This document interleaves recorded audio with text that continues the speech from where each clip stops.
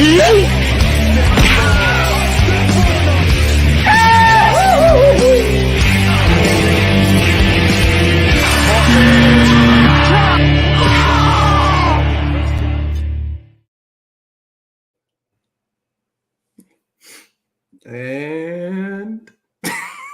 okay, all right. There we go.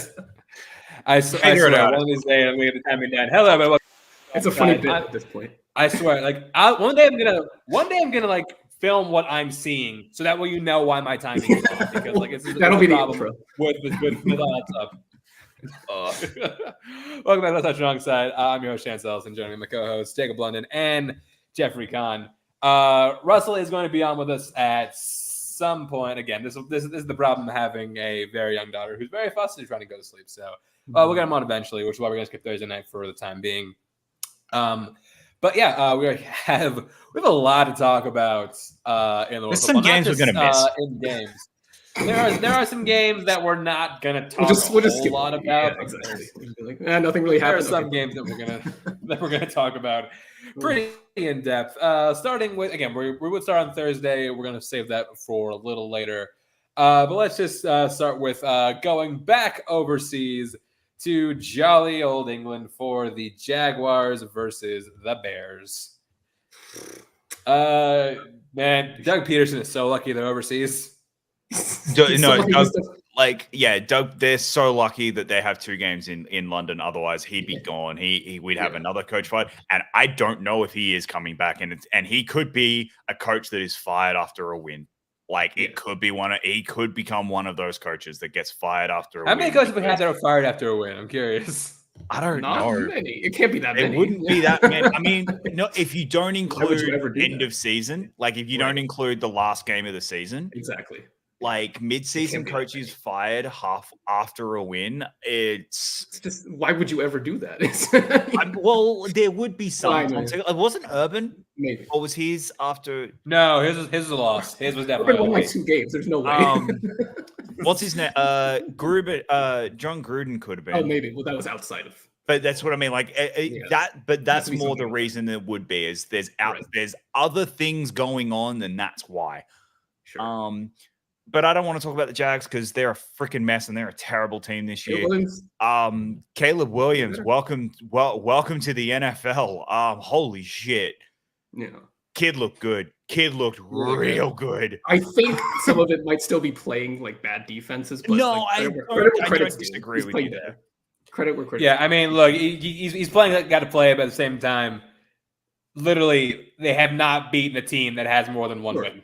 So they've played 4 really tough really easy games in a row. This and here's the thing.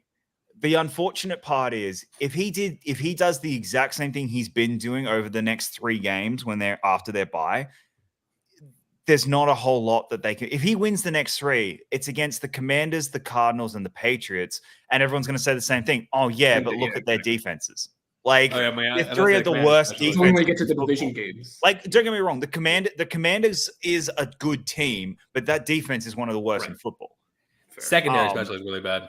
Yeah, exactly. So like if he puts these numbers up against them, no one's going to give him credit until he starts playing the divisional games. Unfortunately, until he plays good defenses, and unfortunately, the best defenses in his division are in his division. Like in that conference, like it's the Vikings and the Lions. Like so, yeah. Well, the Lions something was there was something major that happened, but something did happen to Detroit. We'll talk about later. The Jags are awful. Like that's just kind of the Jags are awful. Just an awful team. 4 different touchdowns that were dropped, 2 of which on the same drive. Yeah, we don't miss Gabe Davis.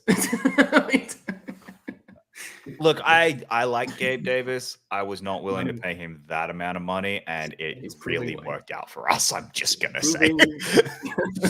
So it's very fitting. It's very fitting he wears number 0, symbolize the amount of hands he has at crucial moments. That's correct. The amount of clutch genes he has.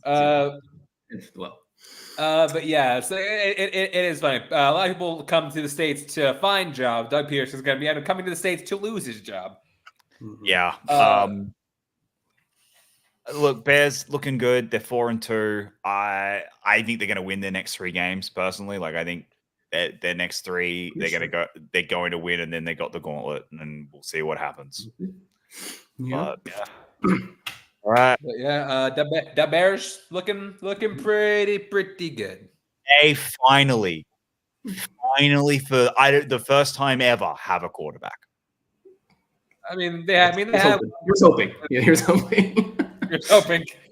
Again, we just got to see, like, do the Bears take over at some point? Because again, we've seen this before, where a guy looks really promising, and then the Bears happens. Sure.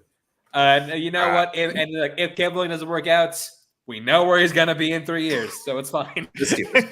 The Steelers. Oh, boy. And Chance will be on cloud 9 at that point. He'll be like, "We got Caleb Williams. We got Caleb Williams. I don't care." We'll take all the Bears quarterbacks, please. Yeah, we're gonna fix him. We'll fix him. Or you'll right. bench him for Well, we'll get to that. We'll talk later. That's All right. Next up, we don't really need to talk about this game. This is a blowout. Texans at Patriots. This was Well, I Yeah, mean, we Drake gotta be May's- a backdoor. He's looking better. He looked pretty good. yeah.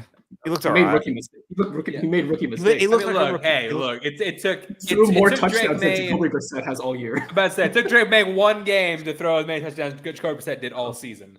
True. Problem with the Patriots, well, everything else. The O line still sucks. Yeah. Mhm. They have no running game.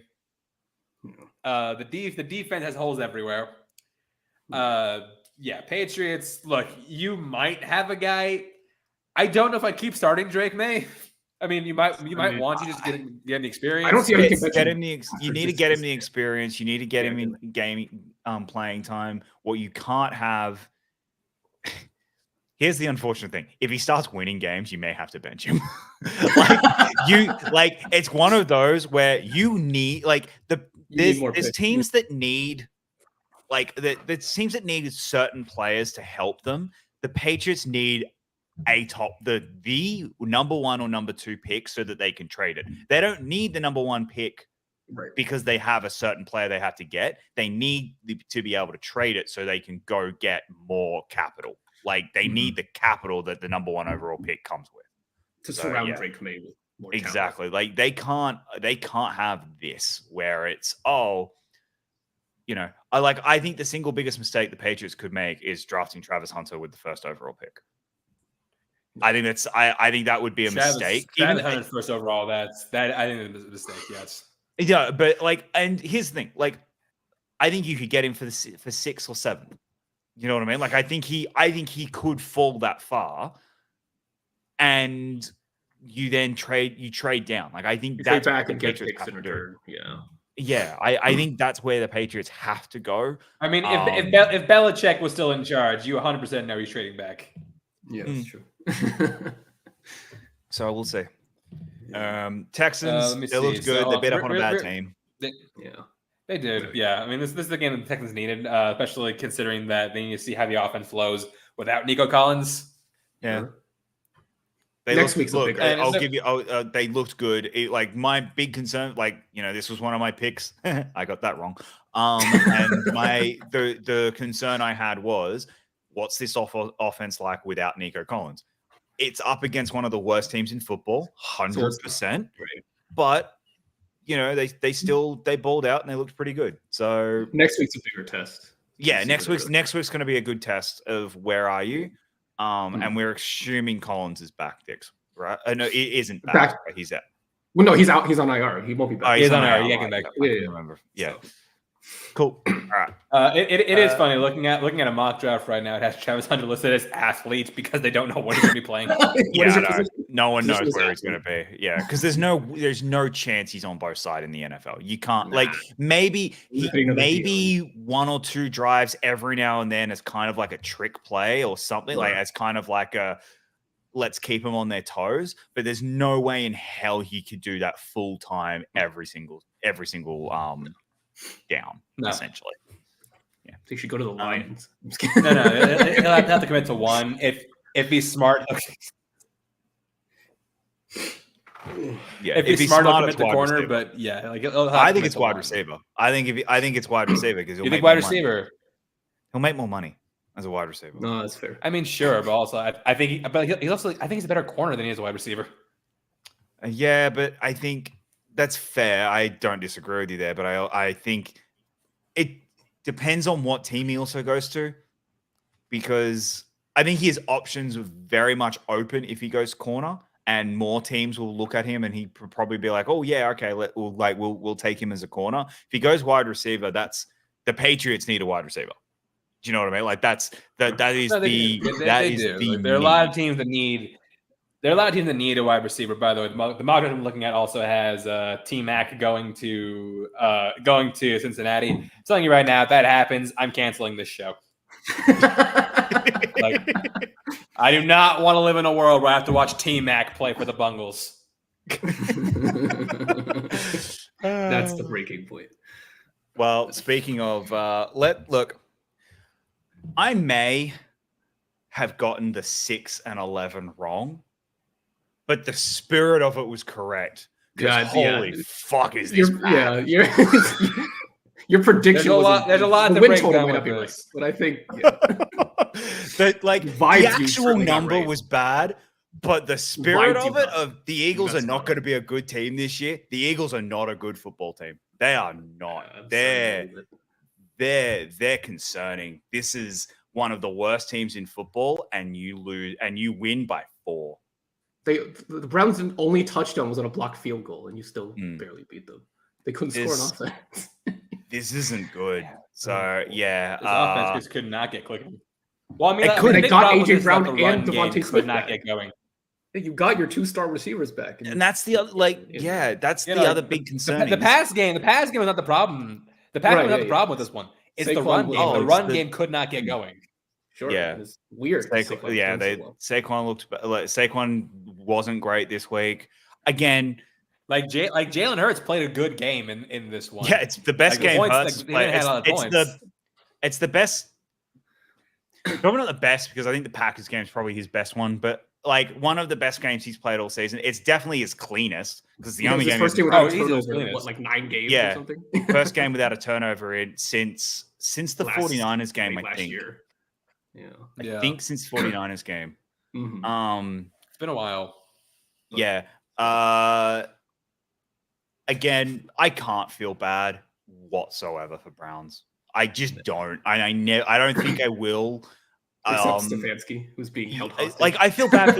I feel bad for Stefanski, and I'm really hoping the Browns put him out of his misery so he can go to a real team and be an extremely good coach on a real team. And really quick, I just want to point out Deshaun Watson. I want to know how quarterback ratings work. Deshaun Watson had a quarterback rating of 90.5. I'm just like, how? He could there were a couple of like, there was that one drive. He had one drive where it was like, the thing I said to Taylor was, I swear to God, if the Eagles play Deshaun Watson back into fucking form, I will never forgive them. It was starting to feel like that. And then Deshaun Watson turned up, because Deshaun Watson is the worst quarterback in football right now. It's no ifs, no buts. He doesn't want to be there. Like, so clearly and obvious. If he's hoping to get benched. 100%. He's tired of getting hit. He's tired. He's like, I've got my money whether or not I play. He knows he's not getting another contract. No team is giving him another contract. So he'd rather I'd rather sit and not get hit for the rest of my life. Like, I've made $250 or $230 million. That's going to be what I make for the rest of, like, in the NFL for the rest of my life, because he's not going to get a next contract. Yeah. I prefer to keep. I prefer to keep. Yeah, he prefers. Deshaun If you keep getting hit, Deshaun Watson's been sacked 31 times this NFL season. Again, I believe that is easily the most. The league high. Oh yeah, it's easily the most. He's easily the most at this rate. If he plays all 17 games, he's going to be sacked like 90 times this year. there's a part of me that thinks the O-line are just like, oh, this is difficult. Oh, I'm sorry. Oh, bye. There's a part of there is a part of me that the O-line is kind of hoping he gets injured because everyone knows they can't sit him. Like everyone knows it, that it just can't happen. And the O-line's kind of like, we'll kind of take it into our own hands. And then let's hope that one of these teams kills him. The stupid thing is, and look, he's going to play TJ Watt twice, so maybe that's when it'll happen. But that's the thing. This is the thing. Out of everything, the dumbest part about all of this is you look at their schedule, they've played the worst defenses in football. And they've not played tough defenses yet. And he's looked this shit. He doesn't have 200 yards passing yet. It's like, what's going to happen if he starts playing a real defense? Let me just extend a message real quick. Cleveland Browns offensive line. Keep Deshaun Watson upright until week 14. After week 14, do whatever you want. Because there's some kind of weird voodoo magic with Jameis Winston that I don't want to deal with. So just put him, just let him keep him upright for 14 weeks. But he's definitely better than Deshaun. There's no way Jameis is like really good. He's better than this. There's no way he's worse. Yeah, he will be better than this. He has to be. There's no no possible way. He'll fit Stefanski's scheme better. Watson just doesn't fit Stefanski at all. As his scheme, they just don't work. And yeah, that's why, man, I hope the Browns just put Stefanski out of his misery so he can go to a different team and honestly be a really good coach and maybe win a Super Bowl, because he could. If he's a talented enough. You want to be our OC? You want to be our OC? No, so many teams would want him to be the OC. Yeah, so many. And look, I mean, Steelers wouldn't be a bad one as a fuck you to the Browns, but sure. Oh yeah. Because I really think that wherever he goes, it's going to be as a fuck you to the Browns. The other one, it could be the Bengals if they do fire Zach Taylor. That could be one. Not happening. No, not in chances, man. God, could you imagine Kevin Stefanski with Joe Burrow? No, but he doesn't want to imagine. I don't want to. I don't want to imagine. I don't want to. So yeah. I mean, we're not going to, just because Sean McDermott's gotten the most secure job in football because he's going to win the division every fucking year now for the next decade. But so we're not going to fire our head coach, but fuck, I'll take him. I mean, Jesus. Chance, I understand you wouldn't at head coach because you do have one of the best head coaches in football. But so that I wouldn't fire Tomlin to hire him, but no, and I get if that. they're willing to be the OC. Perfect. Tomlin and Stefanski on the set. Again, there's an alternate universe where we had Tomlin's our head coach, Kevin Stefanski is our OC, and Brian Flores is our DC. Oof, that's really good. Yep. All right. Well, but yeah, the story of this game wasn't. I mean, look, AJ Brown came back. Oh yeah, we haven't even talked about the story. Was what happened afterwards. Speaking of, can I just say, speaking of really dumb head coaches, I haven't actually been on the show since Chance admitted something to me. Finally, something I have been saying for nearly 2 years. You convinced me as well. Yeah. And I have been screaming this I have been screaming this on this show for nearly 2 years, and I've been mocked because he took him to a Super Bowl. Nick Sirianni is a problem and a cancer in this team. He's a clown. Okay, not in 22. 22, he was really great. This year, though, I'm sorry, last year was the genesis. The signs were there problem. last year. This year, it's becoming a bigger problem. So, at the end of the game, well, first of all, he really took time to show us his new shaved head. Later in the game, though, you see him shit talking fans, and it has to be Browns fans. Okay, you're thinking whatever, Browns fans. That's when you think you might realize, wait a minute, isn't he at home? Yeah. Why is he shit talking the fans at his own stadium? And here's the stupid thing about all of this. This would be my number one "you're an idiot" of the week if 3 other things didn't happen. Exactly. Like the biggest idiot. Yeah, like the thing that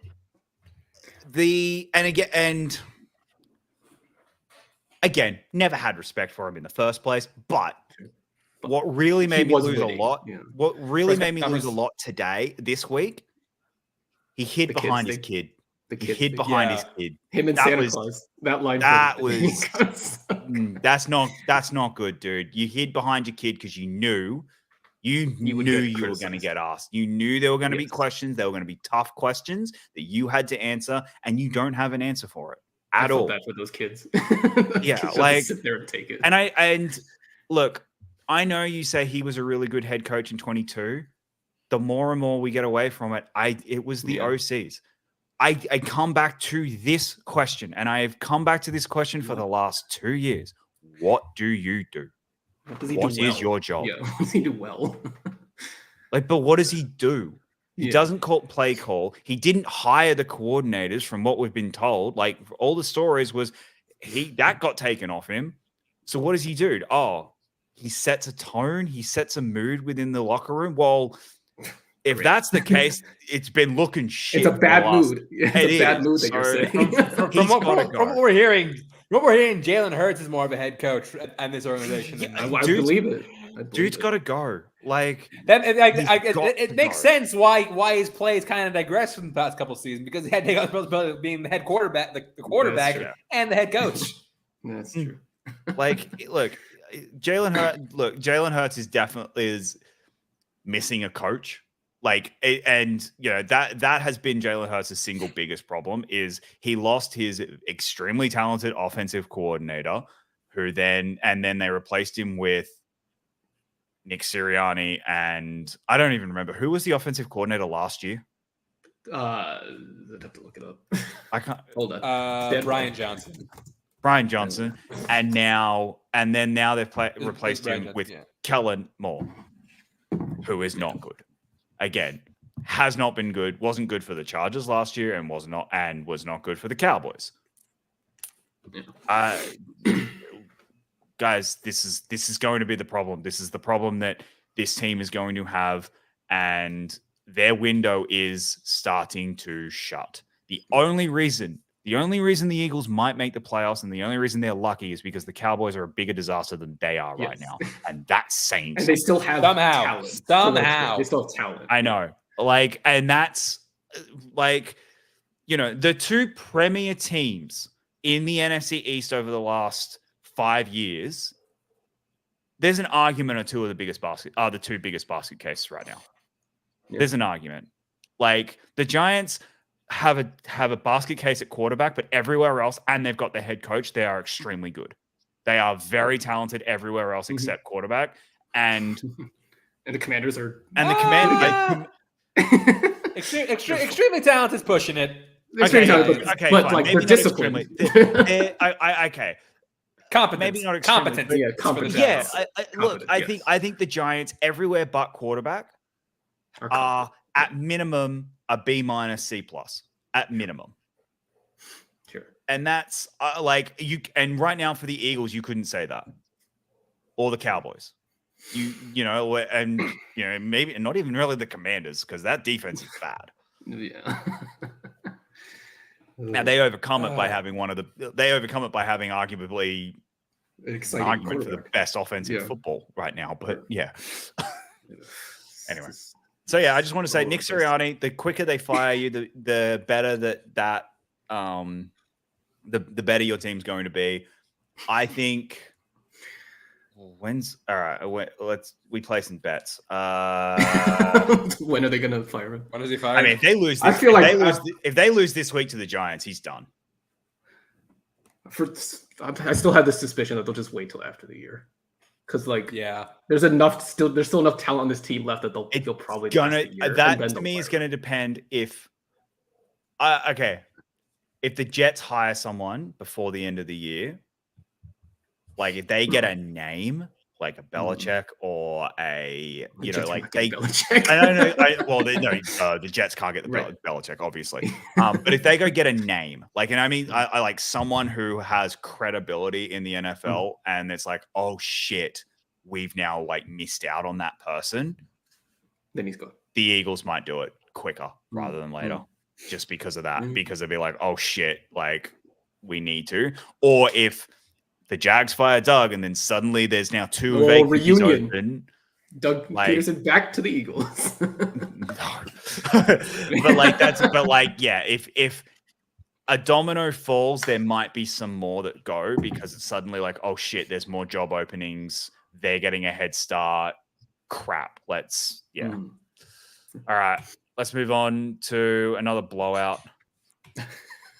Cardinals and Packers. This is such a boring game. This was just a blowout and over within 30 seconds. I mean, losing Marvin Harrison Jr. We thought we were due for a good Kyler game. No, not present at all. The closer you get to Call of Duty, the worse he's getting.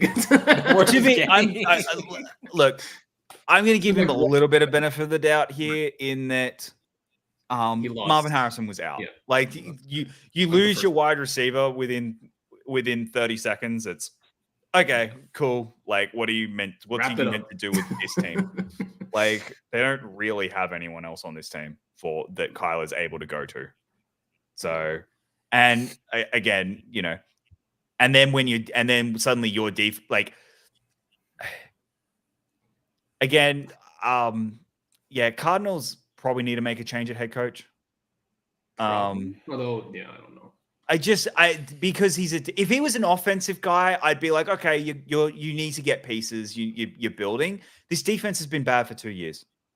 And it's not showing any signs. Like and that's the thing. He's a defensive head coach, and we are not seeing any real signs of it's just the talent. Like, you just don't have the talent. There is nothing there at all that it's like, oh, okay, this looks like it's getting better. And that's the concern of, like, when Saleh was with the Jets and they hadn't got the talent yet, at least you were seeing, that defense is starting to get better. The offense sucked, but the defense was getting better. Sure. Yeah, I mean, the defense for Arizona has been looking pretty bad. Like the Packers, who are not a great running team, racked up almost 180 rushing yards between like 7 different guys. Yeah, it's not good, and that's the concern. And that's, if I'm like, again, it's you'd want to be seriously considering a change. And again, it's also going to depend on who's available. But yeah, this was not good. Really, really not good. So, yeah. All right. Yeah, bad game, but the Cardinals. I don't know if you'll get more wins, get many more wins. I mean, maybe you look pretty good for a few weeks, but it might be over for you. It might be over for you very fast. There's a couple of winnable games. Look, I think Monday's a 50-50. Not to make the playoffs, though. No. Oh, no. Okay. No, definitely not enough to make the playoffs. No, but okay. Just enough to get the 10th pick. in that division, maybe. Maybe. Like, they already beat the 49ers. You gotta remember, they have not lost a divisional game yet. 49ers have not won. Have only won one. The only two games they've won were both divisional. Somehow. Yeah. And then, so they go Chargers this week, which is a 50-50. Dolphins, one of the worst teams in football. Bears, we'll see. Jets, Seahawks, Vikings, Seahawks again, like Patriots. And then, their run home, Patriots, Panthers, Rams, and then a 49ers game, and who might not be playing for anything because they might have the division sewed up. So who knows? There's a chance. That run home is pretty good. There's a chance for 6-7 wins. There's 6 wins in that. I think there is a potential for 6 wins, which will put them on 8 and 9. Probably not enough to make the. That also depends on how good the next Call of Duty is. That's the optimist talking. That's true. 8 and 9 for this team. Yeah. See, there's certain teams I'm optimistic. See, here's the thing. There's certain teams I'll be an optimist for, and you'll hear it, and then there's other teams where when we're going to talk about another team later, and everyone was like, "You can tell Jacob lives in Arizona." yeah. Well, and then there's other teams where they're like, where the whole conversation all week has been, can this help them make the playoffs? And I'm sitting there going, they're not going to make the playoffs because they're a bad fucking team. Anyway, we'll get there when we get there. So, all right, yeah. Last blowout of the early window. And this was looking like a good game for like half of it. This was actually looking like a fun, good game for a bit. Yeah, so just to backtrack a little bit, this game marked the first start of rookie QB Spencer Rattler. Derek Carr dealing with an injury, and so the Bucs got out to a 17-0 lead in the first quarter, and we were like, "Oh yeah, it's over." Yeah, this is over. The Saints then roll back and score 27 points in the second quarter. It's ridiculous, and we're just like, "Oh shit, this could be a game." The third Bad quarter Baker showed up. Yeah, the Bad Baker did show up. Third quarter, still pretty close. It was 31-27.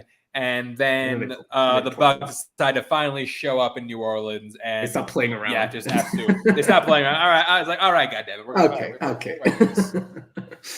Look, this year is so weird in quarterbacks.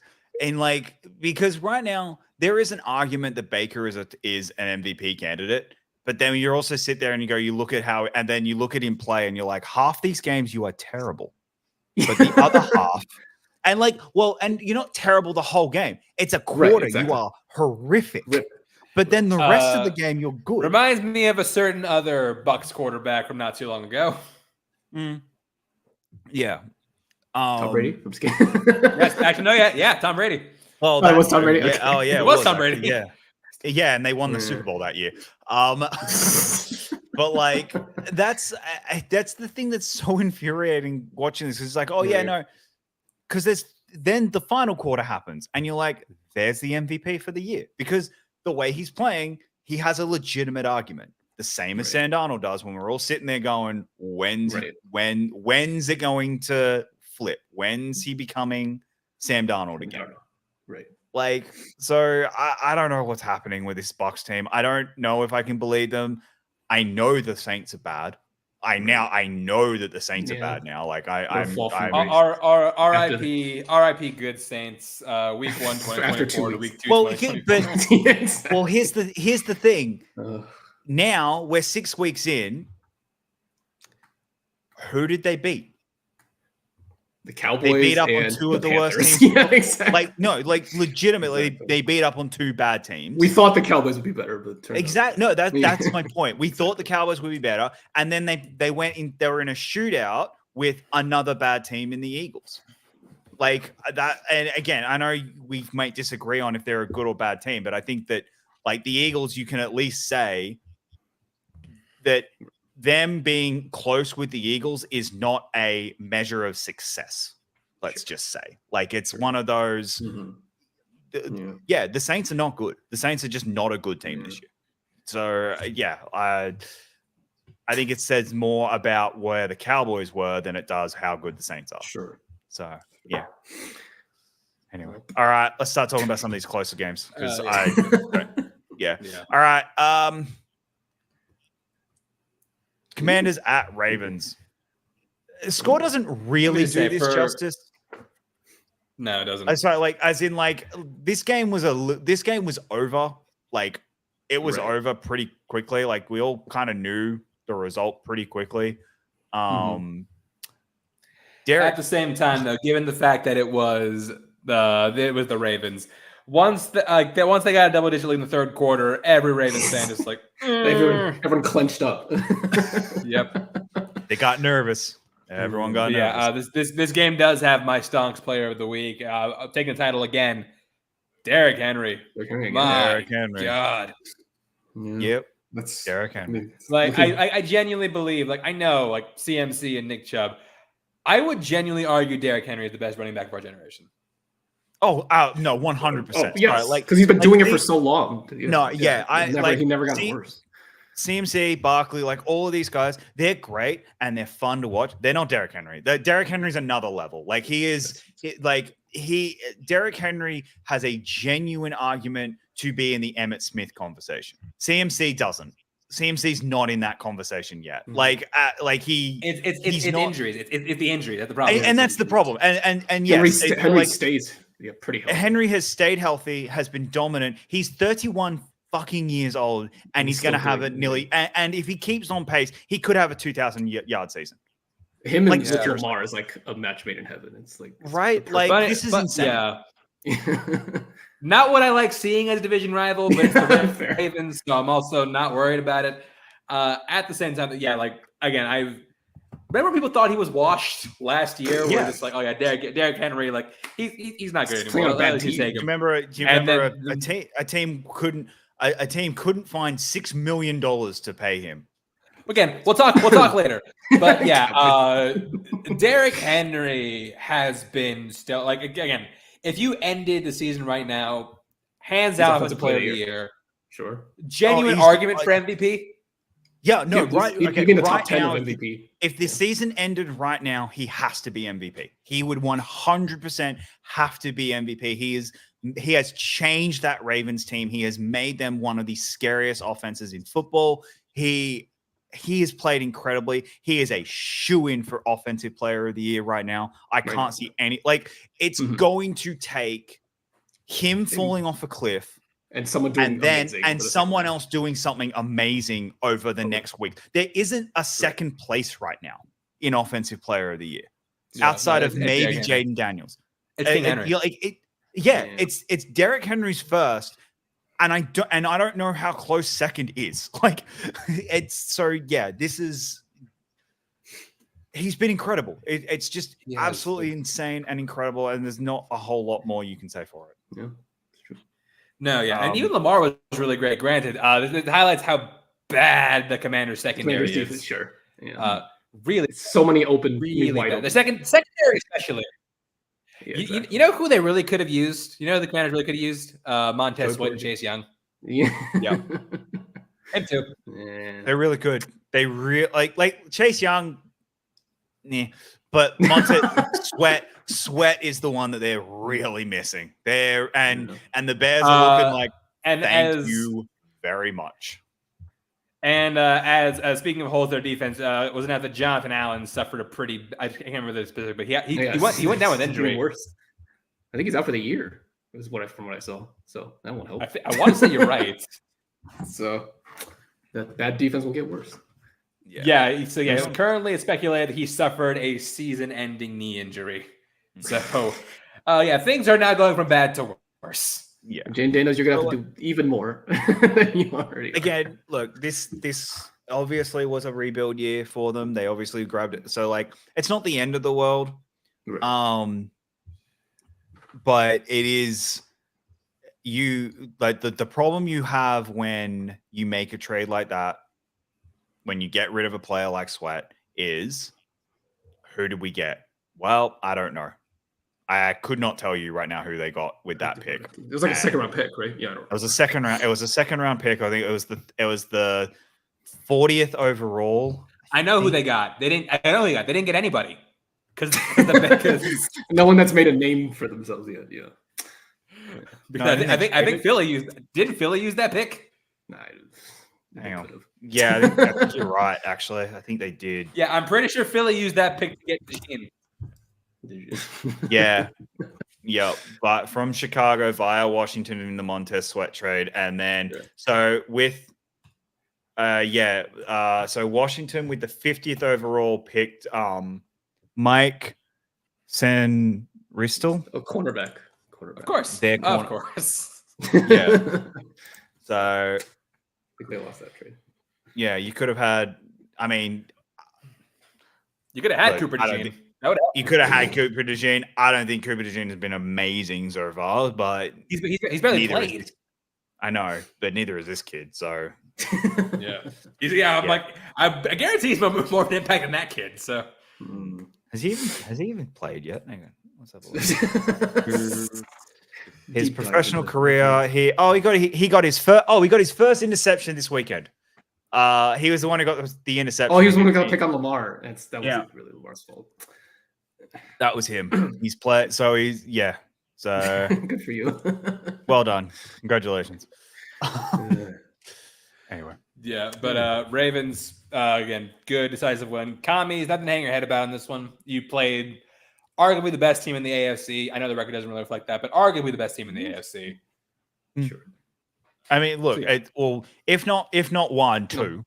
Yes, like exactly. it's like right now, there's Chiefs and Ravens are the two best teams in the AFC without question. Like they are 1 and 2, and then it's everyone else. Right, Texans third probably. I think Texans are third, right. definitively. Like I think they're pretty. I think they're in third place pretty handedly. And then Bills are probably fourth. But yeah. All right. Can we talk about a bad head coach and a really big mistake? Which one? A really, really big mistake. I'm like, which one? Got to narrow it down. Yeah. Titans made a massive mistake. Massive mistake. But starting Will Levis? No, not only drafting Will Levis. Okay. Overpaying Calvin Ridley? But here's the thing. Okay. Will Levis last year wasn't amazing, but he wasn't this bad. No, he threw 4 touchdowns in his first game. Brian Callahan is not a good head coach. I like we're 6 games in, and I think it's a little early to I know. Okay, sorry. Okay, but he has completely and utterly destroyed Will Levis's confidence. Completely. I think Will Levis is hey, you know what? I think Will Levis is destroyed. Will Levis's confidence might be destroyed, but we're getting memes out of it. I know, so but really, I just looking from a realistic standpoint. No, I just think this is I think he's a bad head coach. I think he has come in and hurt this team. I think they made a mistake firing Vrabel, which I know from all accounts that they were kind of umming and like it was Vrabel wanted to go one direction, they wanted to go another. Fine, whatever, but getting Callahan, so far has not been a good head hire. Sure. Like I don't think he has, and I think that if the direction you were going to go was Will Levis is our starter, it's been even worse because that has not worked out. Yeah, but Will Levis has not been amazing, but if you're going to go higher, he's also not been good. Yeah, I know he hasn't been good, but okay. It's very Will Levis hasn't been amazing, but he also hasn't been good. But he also hasn't been passable. He has to take some of the blame. All right, I'm not absorbing him, but I'm okay. Yeah. For an example, and again, not taking the other 2 years, but his first season as head coach, Brian Daboll came in and made Daniel Jones and was like, Daniel Jones is your quarterback. You have to make him work. Now, head office then made the biggest mistake, and I will blame head office for that. But Daboll made it work. Callahan is not. He's just not making it work. It's like, no, he doesn't fit my scheme. Well, you need to make this work. That's why you were hired, because this is the kid they drafted. And they want us. And now, if he's not who you want in the future, well, why were you the one who got this job? Like, he's a nepo baby. That's why. On the other side of the ball, though, old man Flacco. Granted, this is not the ball hawking Joe Flacco we're used to, but he did enough to win. I don't look at this game. I do, and like Tennessee's defense actually not Tennessee's actually above average. Not terrible, pretty good. They have a good defense, which is again. And if he was a defensive coordinator, a defensive head coach, I would be like, oh, it's not his fault. He's the offense. He's the offensive head coach. Yeah, that's true. But yeah, I know Tennessee's got like an above average defense, but like I feel like the Joe Flacco magic is about to wear off sooner than we're expecting. Well, because they're probably just going to bench him for Richardson because they're like, Richardson's the future. So it's not because Flacco's played bad. It's because you can't just not see what we have in Richardson. Yeah, so. They're not going to like. Yeah, this is just what Richardson's going to play. Then the question is going to become, how many games does he get? Exactly. That's going to start. That's how many going games to before he start. Gets hurt again? Oh yeah, but that's going to start being a question if Richardson comes out and was playing like he did in the first 3 weeks, where it's like, oh, you're Brett Favre. Okay. Yeah, all right. You're Brett Favre without any success. You Brett Favre, can't make short throws. Yeah. You're Brett Favre minus unsolicited dick pics that we know of. Well, that too. Like you're just gonna air bomb it down for 70 yards. Okay, all right. Okay, but can you complete a 15-yard pass? No, I can't do that. Yeah. Okay, can you make a slant? No. No, I can't do that. Bitch. No, I can't do that. So that's gonna. I'm curious for the Colts how much rope are they now going to give? Are they now going to give Richardson? Given how well Flacco was playing, how much like rope does he have? Again, They play the Dolphins this week. Probably a good game and I know that people are saying that this could be the one where no, I think Tua has to miss. Tua has to miss one more game. It's next week. Yeah, sorry. Next week. Next week. So they should win. So this week, pretty good game to play against the Dolphins. Then you go Texans, Vikings, Bills. Oh, that's rough. rough stretch. Yeah. Like if they bring him back in his 4-game stretch, if he's 1-3, that's actually fuck. He could be. Jesus, they go Texans, Vikings, Bills, Jets, Lions. Oh yeah. Go 1-6. Oof. Somebody's gonna die. So yeah. It's not to this extent, but it feels like a Deshaun Watson, Joe Flacco thing, where it's like, why do we keep playing you when we know Flacco is better? Yeah. I don't know. But Richardson at least doesn't have the baggage. Are we going to start? Are we going to start a guy who's as old as your mom over you? This is just what Flacco does. Yeah. All right. Let's talk about the one that I should. Really quick. Are we sure Joe Flacco's not on PEDs? Do we have definitive proof that Joe Flacco is not? I mean, he did it last year. We don't know about last year. Do we know he was on PEDs last year? I don't know. Hang on. Hey. He's younger than. Okay, sorry. He's the same age Aaron Rodgers was when he last won MVP. All right, Aaron Rodgers wasn't coming off the couch. Yeah, that's true. And what do you mean? Right now, I'd rather have Flacco than Rodgers. Right now, I'd rather have Flacco. Yeah, right now. You ever tried ayahuasca, Con? Yeah. Well, maybe. Let's. Actually, Chance, I'm going to give you the floor for a minute. Really? For what? There you go. Really? Already? Are we at the 1 o'clock slate already? We're at the 1 o'clocks. Oh no shit. Okay. Hell yeah. Now look. Now, you know what? I got to give credit to somebody for this win. Technically, Jacob London. You put in our chat, can you stop making the Raiders look like a good offense? As soon as you said that, the Steelers offense turned up hard. Like, again, this is a very classic Steeler situation where it's kind of like, okay, you know Taskmaster, the Marvel villain. It's like, okay, you can do something to him once, but that move's never going to work again. It's the same thing. The Steelers will allow you one drive. After that, we will never allow you to score ever again. Garbage. Via mostly via a strong defense and several takeaways by our Lord and Savior TJ Watt. Again, no sacks, but he had 2 crucial forced fumbles. Yeah, Forced 2 of them. Yeah. One was a rookie running back's first touch. It was like, it was. Welcome to the NFL. The Steelers defense woke back up. They went back to being the relentless storm of bald-faced Hornets that we saw in the first 3 weeks. Offense didn't do too bad. They did, and you know what? That's the thing. They did enough to win convincingly. That's the thing. The Steelers won this game and won it handedly. That's something we haven't seen in a while. I got to watch the Steelers win, and my blood pressure stayed normal. Do you realize how rare that is? I was watching it. I was calm as fuck, and it was amazing. I watched this game with a Raiders fan, and I have one thing I want to say from that person. Fire Luke Getsy.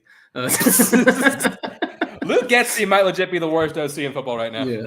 That's the one thing she wanted me to tell everyone is fire Luke gets. Fire Luke gets. And Bears fans, Nancy. Bears fans. We gotta get Nancy. It was Nancy. We gotta get Nancy on the show at some point. Yeah. So we'll get to the other side of it. I just want to talk about the Raiders and their obviously not the trade. We'll get to that. We'll get to that. Yeah. But how soon are they going into fire sale? Should be. I think one more loss should do it. Do you but I'm more meaning, do we think they are going to go fire sale, or do we think I saw the one proposal for one selling move Crosby, they did. I don't think it would happen though. One move they did kind of show that they're open to the idea. I think they lose one more, then full out fire sale. Yeah. But I don't think as much as they probably should trade Crosby, I don't think they actually will because of how dedicated he is to the team. Because that would be there's one team he'll go to though. I know. The one who will trade for him. The problem they're going to ask for a lot. Here is the problem with the potential Crosby trade. Raiders are going to ask for too much. Exactly. It's going to at a minimum start at 2 firsts, and that's just not realistic for Max Crosby and that contract. I wouldn't do that if I was realistic. Yeah, I wouldn't do that. I wouldn't. I mean, it's again. I would pay 2 firsts if you're taking the bulk of that contract. And we'll get to it. We'll get to it because all the dots connect. It's just I don't think the Raiders give them up. The only other big story news out of this week is we'll talk about that when we talk about the look ahead. No, so in the next sense, we're talking about it. Okay, I get to talk about it now. So anyways, I thought we were gonna save it for the week ahead because that's parting next week. Yeah, so we'll talk about we got word. Okay, so we got word earlier that Russell Wilson is taking first team reps. To which we all saw that we all said, what? Because say what you will about Justin Fields, he hasn't been playing amazing. He hasn't been playing awful. He's accounted for 10 touchdowns, 2 turnovers, and 4 wins, and you're getting benched. I don't understand. They're 4-2. They're 4-2, and he's just come off his best win of the season, and you're going to bench him.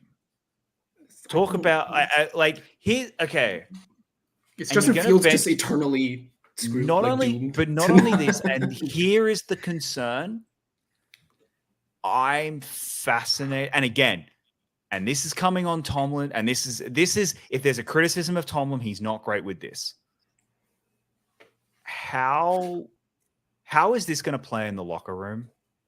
How is this going to play in that offense? And how is it? Because Russell Wilson, notoriously, not a really liked guy within locker rooms. Notoriously, not recent years, locker rooms, not recent years. But Seattle. Tell me one person who plays for Seattle who speaks highly of Russell Wilson. Well, to start, it wasn't that bad. Yeah, it just got worse over time. Yeah. And then even the Broncos, no one speaks highly of him in the Broncos. So that's concerning. That in of itself is concerning. And then you flip it. I've never heard anyone speak poorly of the man, Justin Fields. I've heard speak poorly of his play, of he needs to be better at this and this. Yeah. But he's a great person and he's a great leader. People follow him. People really get behind him. It's just the on-field play. Well, he hasn't been playing terribly. No. So that's a concern. But how is this going to play in the locker room if Russell Wilson does end up becoming the starter? Yeah. Now look, it's not been officially confirmed that Russell Wilson is starting this Sunday. Right. But it's just a little weird. It seems like it's going that direction. Right. And look, I love Coach. I love Mike Tomlin. I will go to bat for that dude any day of the week and twice on Sundays. I trust that dude implicitly. This is a move that I'm not so sure about. He's raising his eyebrows a little. This is a move just what are you doing? Okay. This is certainly a move you can make.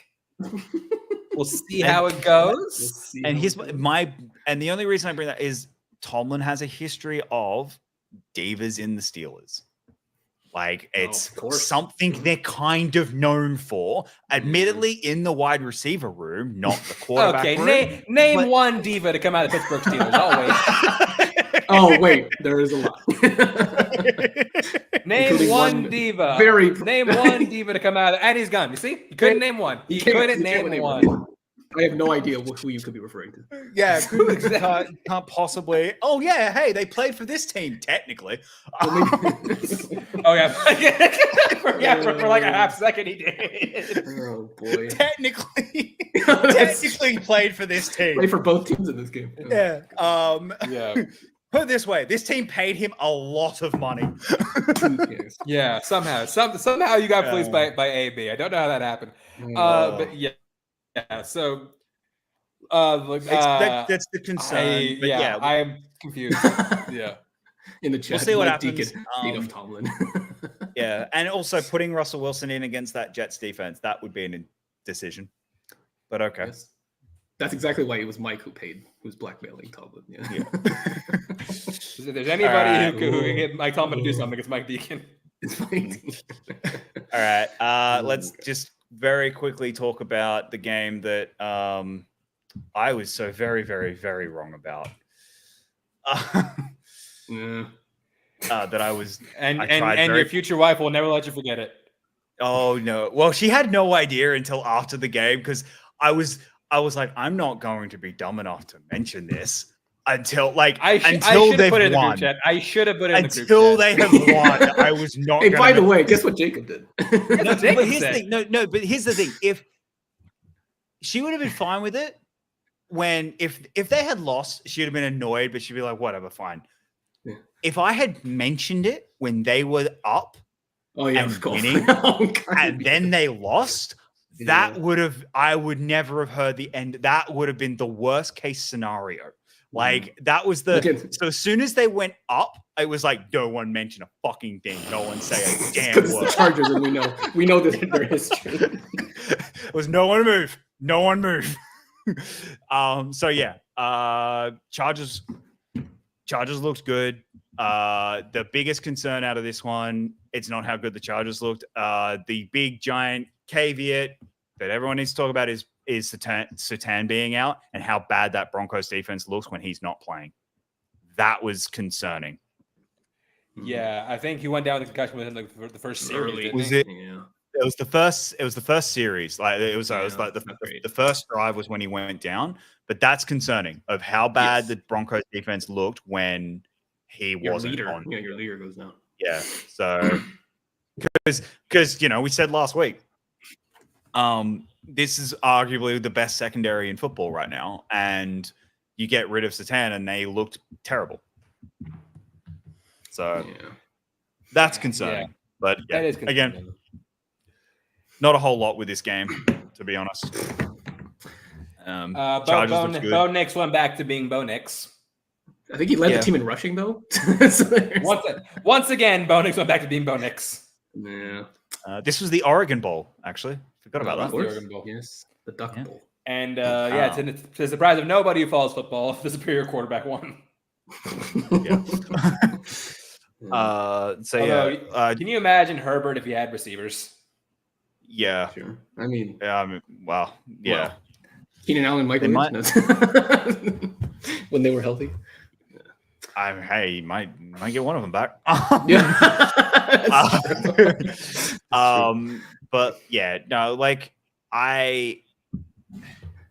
Chargers are definitely in a rebuild, kinda. But I also think they're going to be better than they might be good enough to contend. They're honestly kind of where the Bills are right now, where it's like, okay, we shot our shot, we missed, we're reloading. But the thing is, the quarterback. We just need. We've got the quarterback, and that's half the battle. And if you've got the quarterback, you can basically get 7 wins no matter what. Like, 7 wins comes with having the quarterback. And then we've got a good coach. Cool. There's the extra 3. You're in the playoffs. Like, I think this is a wild card team. You also play in the division with Patrick Mahomes, though. So that's the one thing the Chargers have to deal with that the Bills don't.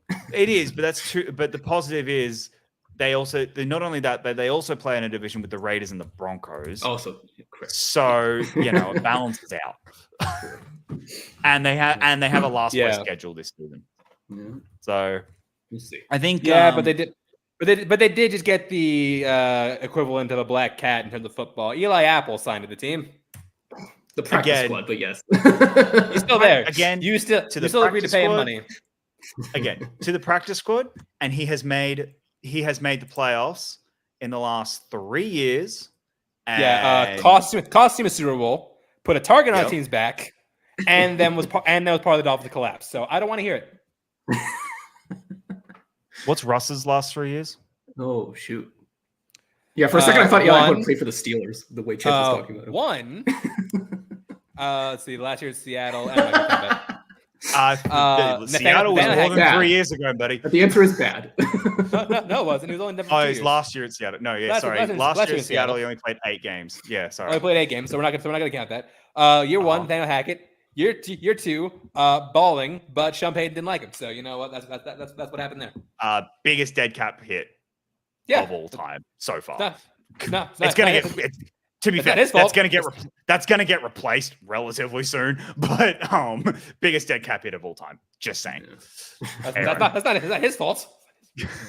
All right. Let's move on to our.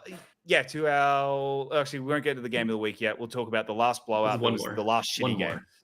Falcons Panthers. Yeah, I don't care. It's just one team that's supposed to be good being up on a team that is bad. Yeah.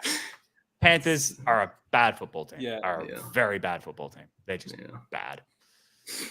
Andy Dalton was not. The Andy Dalton magazine has worn off. So I think we might see Bryce back in. I think we might see Bryce Young again before the end of the year. Yeah, so. It's kind of one of those. Just to see. Oh, okay. So it wasn't Bryce Young. Like it's actually this team. Like it's it's a bad team. You mortgage your future to go up and get a quarterback who is not one of the generational talents. Right. He's just potentially good. I don't know. Like I don't know if he's good. Right. I don't think he's going to be fair. Like I don't think he's actually going to be a good quarterback. But you mortgaged so much of your future to go. You might as well see. Yeah, you may as well have just waited. Like I made no sense to mortgage that much of your future to go get someone who it wasn't a sure thing. And that's the concern. Especially when reports then came out of how no one was on board of who actually they wanted to get. So that makes it 10 times worse. Like, Anyway. Bad game. We're not going to spend my time on this one. Let's talk about the game we actually want to talk about from the 1:00 slates. It's so funny that this is game of the week. This is also technically our upset of the week. Why? Because it was upsetting for the Cowboys fans to watch. Remember how last year when the refs screwed the Lions out of a win against the Cowboys in the same stadium? Mm-hmm. Well, they remember. They took that personally. They took that very personally. My God. Wasn't it on the first snap they reported a lineman as eligible? I think on the first play. This wasn't just like beating this team. This is walking into their house, taking your dick out, smacking it across the face with them, going into their fridge, raiding their food, saying "fuck your couch," stealing the couch, stealing your dog, stealing your wife, and stealing your car, violating every law in the convention. Like this is okay. Remember that one play a few years ago, the ring around the rosy shit the Chiefs did against the Raiders? Yep. Imagine that, but it's the whole game. It's basically every single play was just that of just messing around. We do not respect you. We will pull out all the stops just to show how much. There was a certain point where, it just stopped being about winning because, they won the game. They just started fucking with Dallas. The hook and ladder to Penei Sewell, that was the breaking point. Oh my God, that was amazing. That was amazing. It didn't count, which was annoying, but it was the only thing that made that better if it actually counted. Exactly. No, I actually think it's funnier. That it was he wasn't eligible. I actually think that is funnier that they went, you know what? We're gonna do this, and he's not eligible because we can do it and fuck with you.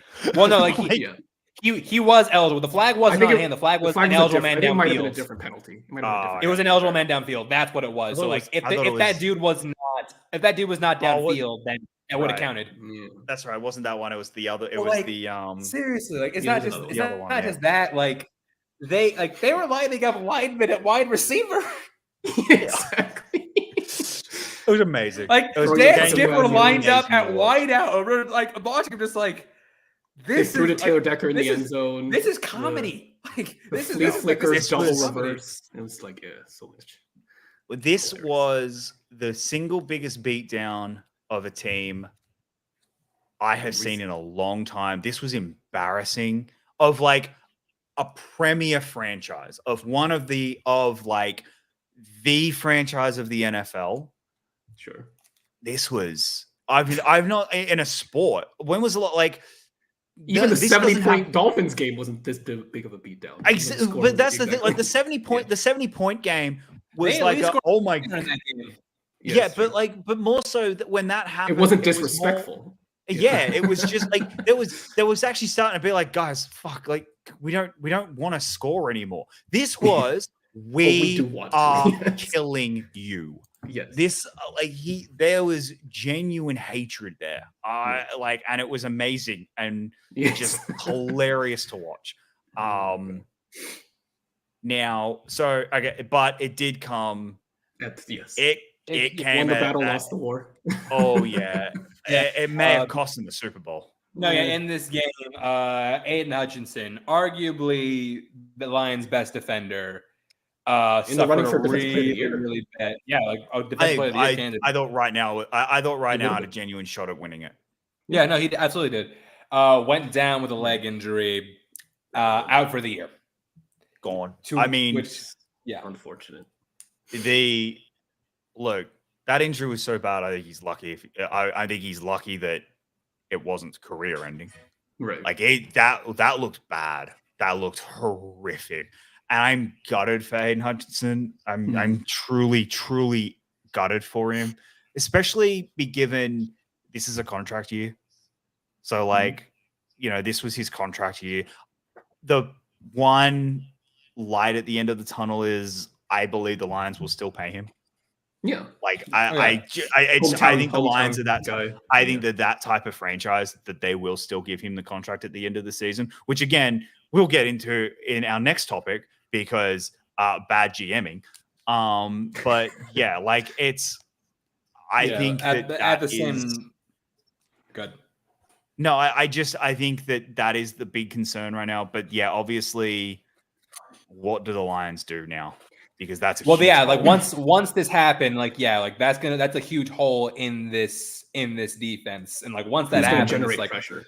Okay, your Super Bowl window is wide open right now. Right. What the Lions should do, pull a Rams, say fuck them picks, and go get somebody. I don't know if I would mortgage the future. I don't know how much I would mortgage. Yeah, exactly. And it would depend on the player. But I'm calling the Browns about Myles Garrett or Zadarius Smith. That's my first. That's my first quote. The Raiders. I'm calling the Raiders about Max Crosby. Yeah. I'm calling the Jets about Hassan Reddick. Sure. Reddick. Here's the thing. My concern with Reddick would be I don't want to pay him long term.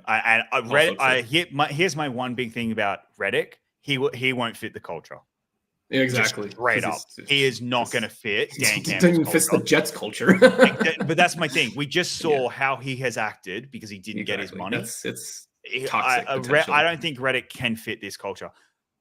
Crosby definitely would. It's just Crosby would, but it's going to cost too much. Garrett would, going to probably cost too much. I don't know if he'd fit the culture, but the one phone call, and I don't know if he's going to answer the phone after this weekend. Hey, do you really want to be paying my? Do you really want to pay? What's his name from the Cowboys? My brain. Micah Parsons. After there's no way to count it. They're going to trade him Micah Parsons after they just got. I don't know if he's going to pick the phone up. Absolutely, but if you go 2 first for Micah Parsons, Like, I think at most I would give up 1 first-round pick for any of these players. If they ask for 2 first round, I don't think I would. Garrett, I'd maybe give up 2 first for Garrett. Garrett's got a nice contract. Like Garrett's got an out at the end of this year. I'm pretty sure this year or next year he's got an out, and he's not that expensive. But yeah, they also probably wait a week just to see where they are without Hutchinson, and then if the good thing is then they'll probably think about a trade series. And they've got a good test. It's not like they're playing a shit team next week. They're playing the last undefeated, or one of the last undefeated teams in the Vikings next week. It's a really good test for all right. Where are we against a divisional rival who is now number 1 in the division and the conference? Sure. If they look bad, or if that defense looks really bad against them, then seriously, we need to make a move. If they look mediocre, the hard part is you're going up against Sam Darnold, so it's kind of one of those. Like, was it him turning back into a pumpkin, or was were we just not that great? Like, that's going to be a little bit. I'm counting on the Lions to make some move for an edge rusher before the trade deadline. If they look decent enough, they'll just make a minor move, probably. Yeah, I could see I could see the latter of the 2 trades that happened today. That happened yesterday. One where it's not the big giant splashy one, but it's the one that just helps. One. Yeah. The one that helps and the one that makes the team better, but it's not we have gone all in and more. It's not one that screams desperation. Oh yeah. Speaking of, yeah. Okay. So what happened was after this game. Now keep in mind. Okay, let's back up to the offseason. The Cowboys' mentality this offseason was all in, which we saw the moves that they made in the offseason, to which Jerry Jones, the owner, also the acting GM, that's something that no other owner does. We saw the moves that he made, or rather the lack of moves he made, and we all said, bullshit. Yeah, so he didn't do anything. I want to give a little bit of context to the all-in. The all-in comment was made that this season was all-in. At the combine, Rich Eisen reported afterwards, it's not all in the way we all think it is. It's not, I'm going all in, we're winning a Super Bowl this year. It was the everyone's job's on the line all in. It's the, if you don't perform this year, you're all fired all in. And then, and that was bullshit. And that's the problem. Yes, but no, here's the thing. That made sense with how he treated this offseason. And if that was where he and then it's like, oh, that makes sense that you were treating this as you're all in, you guys have to perform or you're all getting fired. Like that was his mentality going right up and through till September, when I think he was pressured into signing Dak to a contract. I think he felt pressure. I think because he saw Trey Lance play. And he went, I won't have a quarterback. Panicked, yeah. And I genuinely believe that is what happened. He saw Trey Lance play in that preseason game and went, I have to sign Dak. If I don't sign Dak, I'm not going to have a quarterback. And they were in trouble. So that's why he signed Dak. And now you're in literally the worst spot you could be in. I would have understood if they didn't sign Dak, if Dak was a free agent at the end of this season, and maybe not so much CeeDee Lamb. I'll go back to the CeeDee Lamb one, but like if Dak was a free agent and Mike McCarthy, who is still hasn't been signed to a contract, and Mike Zimmer hasn't been signed to a contract, I'd be like, you know what? Okay, you treated this year as I'm resetting. I'm done paying for this mediocre roster. I'm resetting. Okay, cool. I would kind of understand that. You can't the moves you made in the offseason, you cannot justify with where they are now. And that is why you're a bad GM. It's also fire yourself. It's also the fact that like Jerry Jones has a weekly radio show, again, something that no other owner does. No other owner does it. To which, and like the radio show host was asking him very fairly, like, what is it with the moves? Like, what do you do? Important context with it as well. Jerry does not own the radio station. Jerry is not the owner of the radio station. He has not. Like, the Cowboys technically have nothing to do with this radio station. Now, it is very tight. It is, hey, I give a lot of money to this radio station. I'm a sponsor of this radio station, but he technically is not his boss. He is not his boss. He has no official say over this radio station and his job. But yeah. So anyway, hold on. I want to see if I can find the quotes. The quote. I mean, it's yeah. Basically, what happened, like I said, he was being asked some, like, in my opinion, very fair question about the job he's done as GM, because the reason he's asked these questions is because he acts as the GM. He's done a fucking awful job. Yeah, and then he comes up he comes towards like really shitty to the radio host, threatening his job live on air, just engaging in some really like childish fucking behavior. Yeah. And it's like, okay, I can't find the quote, but like I will say, he's like, I will find someone else. I'm not kidding. Yeah, just like I'm not kidding. Basically saying ask your favorable questions, or else I'm gonna get you fired.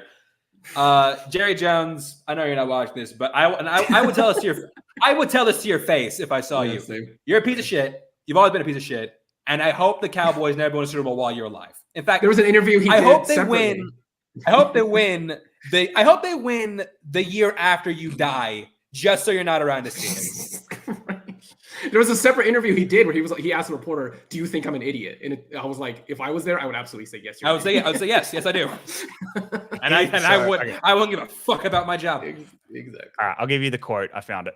Okay, you really think you're going to sit here with a microphone and tell me all of the things that I've done wrong without going over the rights? Listen, we both know we're talking to a lot of great fans, a lot of great listeners, and I'm very sorry for what happened out there Sunday. I'm sick about what happened Sunday. This is not your job. Your job isn't to let me go over all the reasons that I did something, and I'm sorry that I did it. That's not your job. I'll get someone else to ask these questions. I'm not kidding. You're not going to figure out what the team is doing right or wrong. If you are, or any 5 or 10 like you need to come to this NFL meeting that I'm going to today with 32 other teams here. You're geniuses.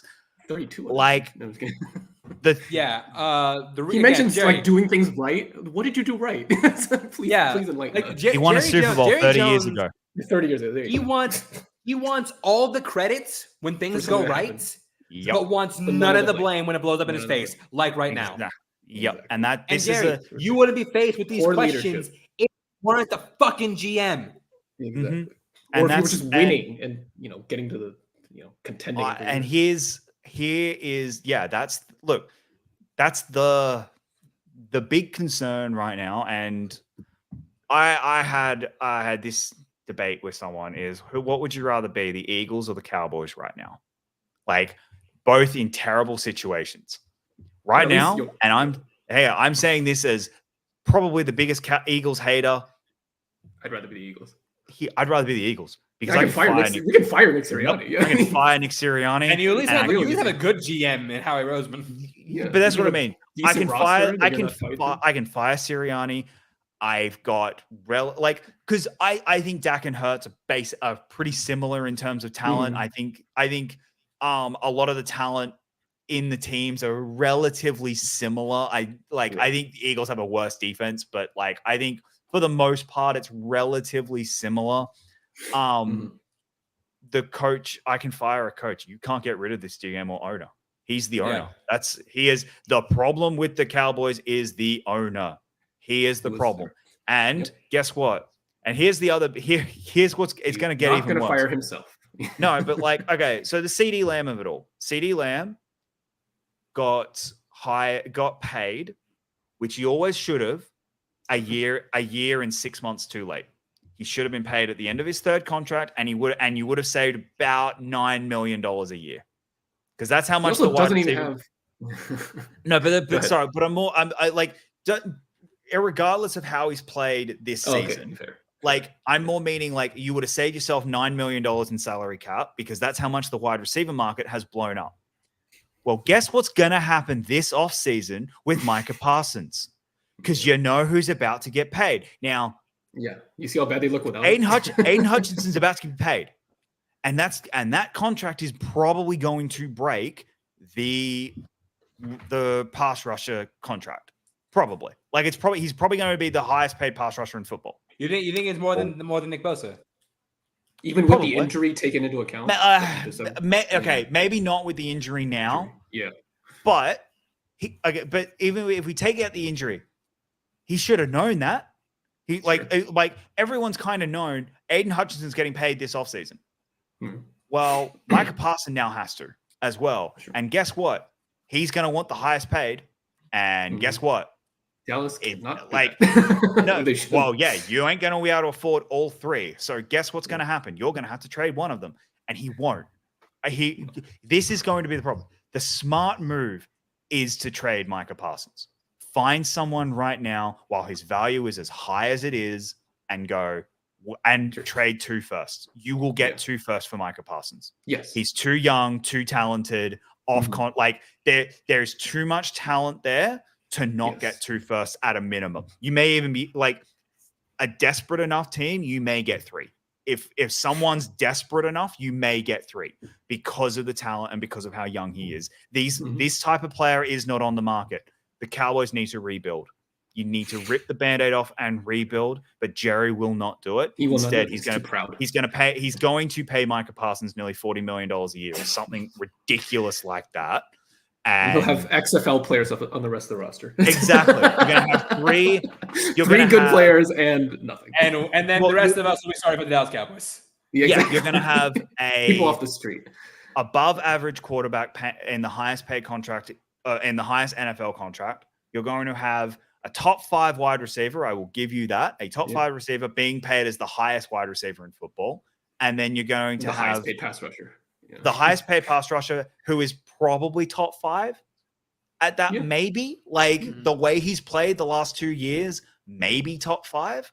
So, and then what? That's it? A new head coach. And then a new head coach coming in being like, hey, yeah, you're going to have to fix this. All of this. Like, the Cowboys are going to be a bad football team. And not only that, an Eagles team that are eventually going to figure out they have a cancer at head coach. At some point, it's starting to feel like they're going to. A Commanders team that is looking scary, and a Giants team that, if they get a decent quarterback, could legitimately be Super Bowl contenders. Sure. So, Cowboys, you could be 4th in the division next year. Very easily. Very, very easily. So, Jerry, you've made your bed. Now you got to sleep in it. This is on you. This one's on you guys. So, yeah. Anyway. Moving on to... I ran over. Yeah. Fuck Dallas. All right. We're going back to our Thursday night game? Yeah, back to Thursday night. I'm not sure if I'm Russell. So let's talk about the Thursday night game. You got a feel for Seahawks fans. You really do. They watched their team go from 3-0 to 3-3 in the span of 10 days.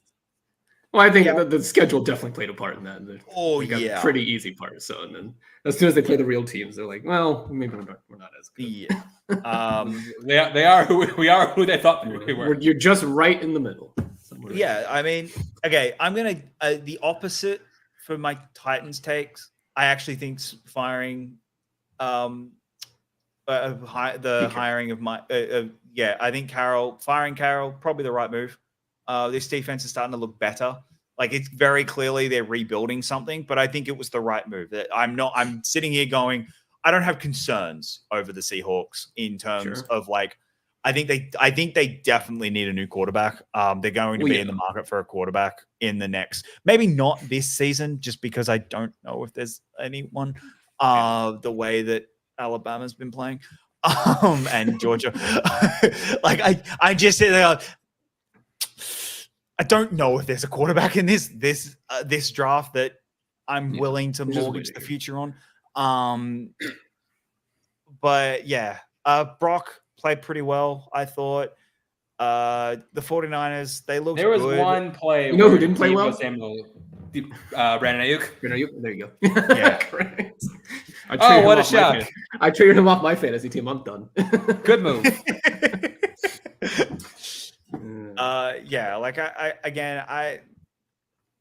there's not a whole lot to say about this game, to be perfectly honest. It was a Thursday night game, and I thought that, like this thing, like this. Yeah. Well, almost didn't happen because Shanahan did start to take over in the second half. Wouldn't I mean that they had a pretty sizable lead going in the second half of the game, which Shanahan proceeded to blow piece by piece. I'm just like, Niners, you do this again. Shanahan should be fired on the spot. I don't care if they went to 2 Super Bowls. Like, Shanahan should be fired. Gone to 2 Super. Yeah, he made the Super Bowl last year. I mean, hey, a bit. Yeah, made the NFC Championship game almost every year. Yeah, yeah, gone. I mean, it's been happening in the NBA, so why not bring it over to the NFL? Yeah, sure, why not? And it almost happened, but then Geno Smith happened, and just a really, really, really bad pick at a really inopportune time. There's never an opportune time to throw a pick, but like at the time he threw in the fourth quarter, really bad. Yeah, it was not a good one. Again, Geno's not terrible. Like he's not, but he's, he's 15, 16 in the league. And he's practicing. Let's just say he's practicing his calligraphy in order to finally write back. Like, it's kind of one of those. He's probably better as a quarterback. He's probably better. Yeah, like he's just good enough to start. He's a journey. He is a journeyman quarterback in that he can go to a bad team and be like, I'm the placeholder for a year or two, but that's it. He's Gardner Minshew. He's Joe Flacco. And he's better Gardner Minshew. Yeah, he's better than Gardner Minshew. But the memes. Yeah. The memes. Let's talk about one of okay. I gave Eagles shit for a win that was a bad win. This is a very close second for being a really bad win, and that's Bengals Giants. Oh, that wasn't good. This was close. This was close the whole game. This is very close to being unwatchable game of the week. In fact, why is it not an unwatchable game of the week? It's because Deshaun Watson. Because I just thought, okay, Daniel Jones is a bad quarterback. I will 100% give you all of that. No. Yeah, I know. All right. It's not like we've all been saying it for years. And yes, he is a bad quarterback. Imagine paying that dude $40 million. Yeah, right? Yeah, I know. But what idiot would do that? This Giants team's not bad. This is a good Giants team. They have a really good defense. They have either that or Cincy has a really bad offense. You would like to think that containing Jamar Chase and T. Higgins and Burrow. Cincy's offense has been good this season, outside of one game in the Patriots. Like the Patriots game, it wasn't good. Right. But the offense has been against every other team. They have looked really good. Yeah. But this one, Giants defense is legit. I think it's a legitimate defense that's really good and has some really good. And they did this without Thibodeau. So Jesus. Again, no Thibodeau and no Neighbors on offense, so you have to rely on Daniel Jones to try and do even more stuff. Yeah, true. Nate. If Neighbors was on this, he played this game, there's half a chance they win this. Yeah, very good chance they win. Sure. Yeah, the way that the Bengals were playing, oof. You've got a nice schedule, but you guys got to get better real quick. Yeah. There. But this was a stalemate for a while. The thing that really sealed it for the Giants, kicking. Greg Joseph must be cut expeditiously because that dude, he missed 2 kicks of actually pretty similar length the exact same way. Well, they only signed him because Graham Gano got hurt. Yeah, Graham Gano did get hurt. So, but that he was not the right move. Clearly. Other concerning thing is after the game, I think they just lost their left tackle for the year. Yeah, Andrew Thomas is now out for the year. Andrew Thomas out for the year. Oh boy, he needs if he's not out for the year, but he's out until December, he's out for the year. Just call it. Don't risk it. Don't let him come back fully healthy next year with a new quarterback because you're gonna fucking need a new quarterback. Go. The sad part is I actually think the Giants are going to have a good enough record where they might not be able to grab one of these kids and they'll do just well enough. Yeah, and then who do you go get? Like, because so far the Tom Brady, Matt Stafford experiments are not quite working for other teams, Broncos and Jets. Yeah. So I don't quite know who you go get unless you go get Joe Flacco, which God. Joe Flacco back to MetLife. Yeah. In all seriousness, so could Flacco's pitched like half the teams at this point. Like if Flacco took the Giants to a Super Bowl, which again won't happen, but like if Flacco took, no, I know, but just to rub it into Jets fans, just like again, hey, you had him in this stadium, and Browns fans. Yeah, that would just be funny. I would just sit there and laugh a lot. It would be very funny. And then history. Joe Flacco is the only other quarterback aside from Peyton Manning and Tom Brady to win a Super Bowl on two different teams. It would just be it would be fun. And hilarious. Yes. It'll never happen, but it's really fun. I know. It would never happen. All right. Let's talk about this. I need to talk about this.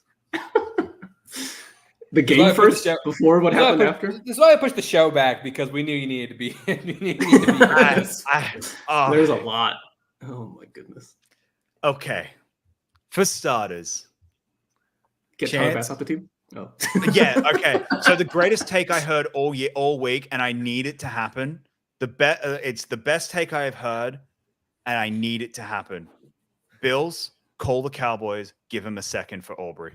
That's wow. You are overpaid. I wouldn't do that. I know you're overpaying. Do not overpay for a kicker. Do not overpay. No matter how good the kicker is. I know you're overpaying for a kicker, but you know what's going to cost? You know what's going to cost the Bills the divisional game this season? It's Tyler Bass. It's going to happen. Go get Aubrey. Serious. I am all serious. Go get him because here's the thing. Cowboys aren't going to give him up because he's honestly right now their best player on the team. So yeah, you've got 2 twos. Go use one. I wouldn't do it for Justin Tucker. I don't.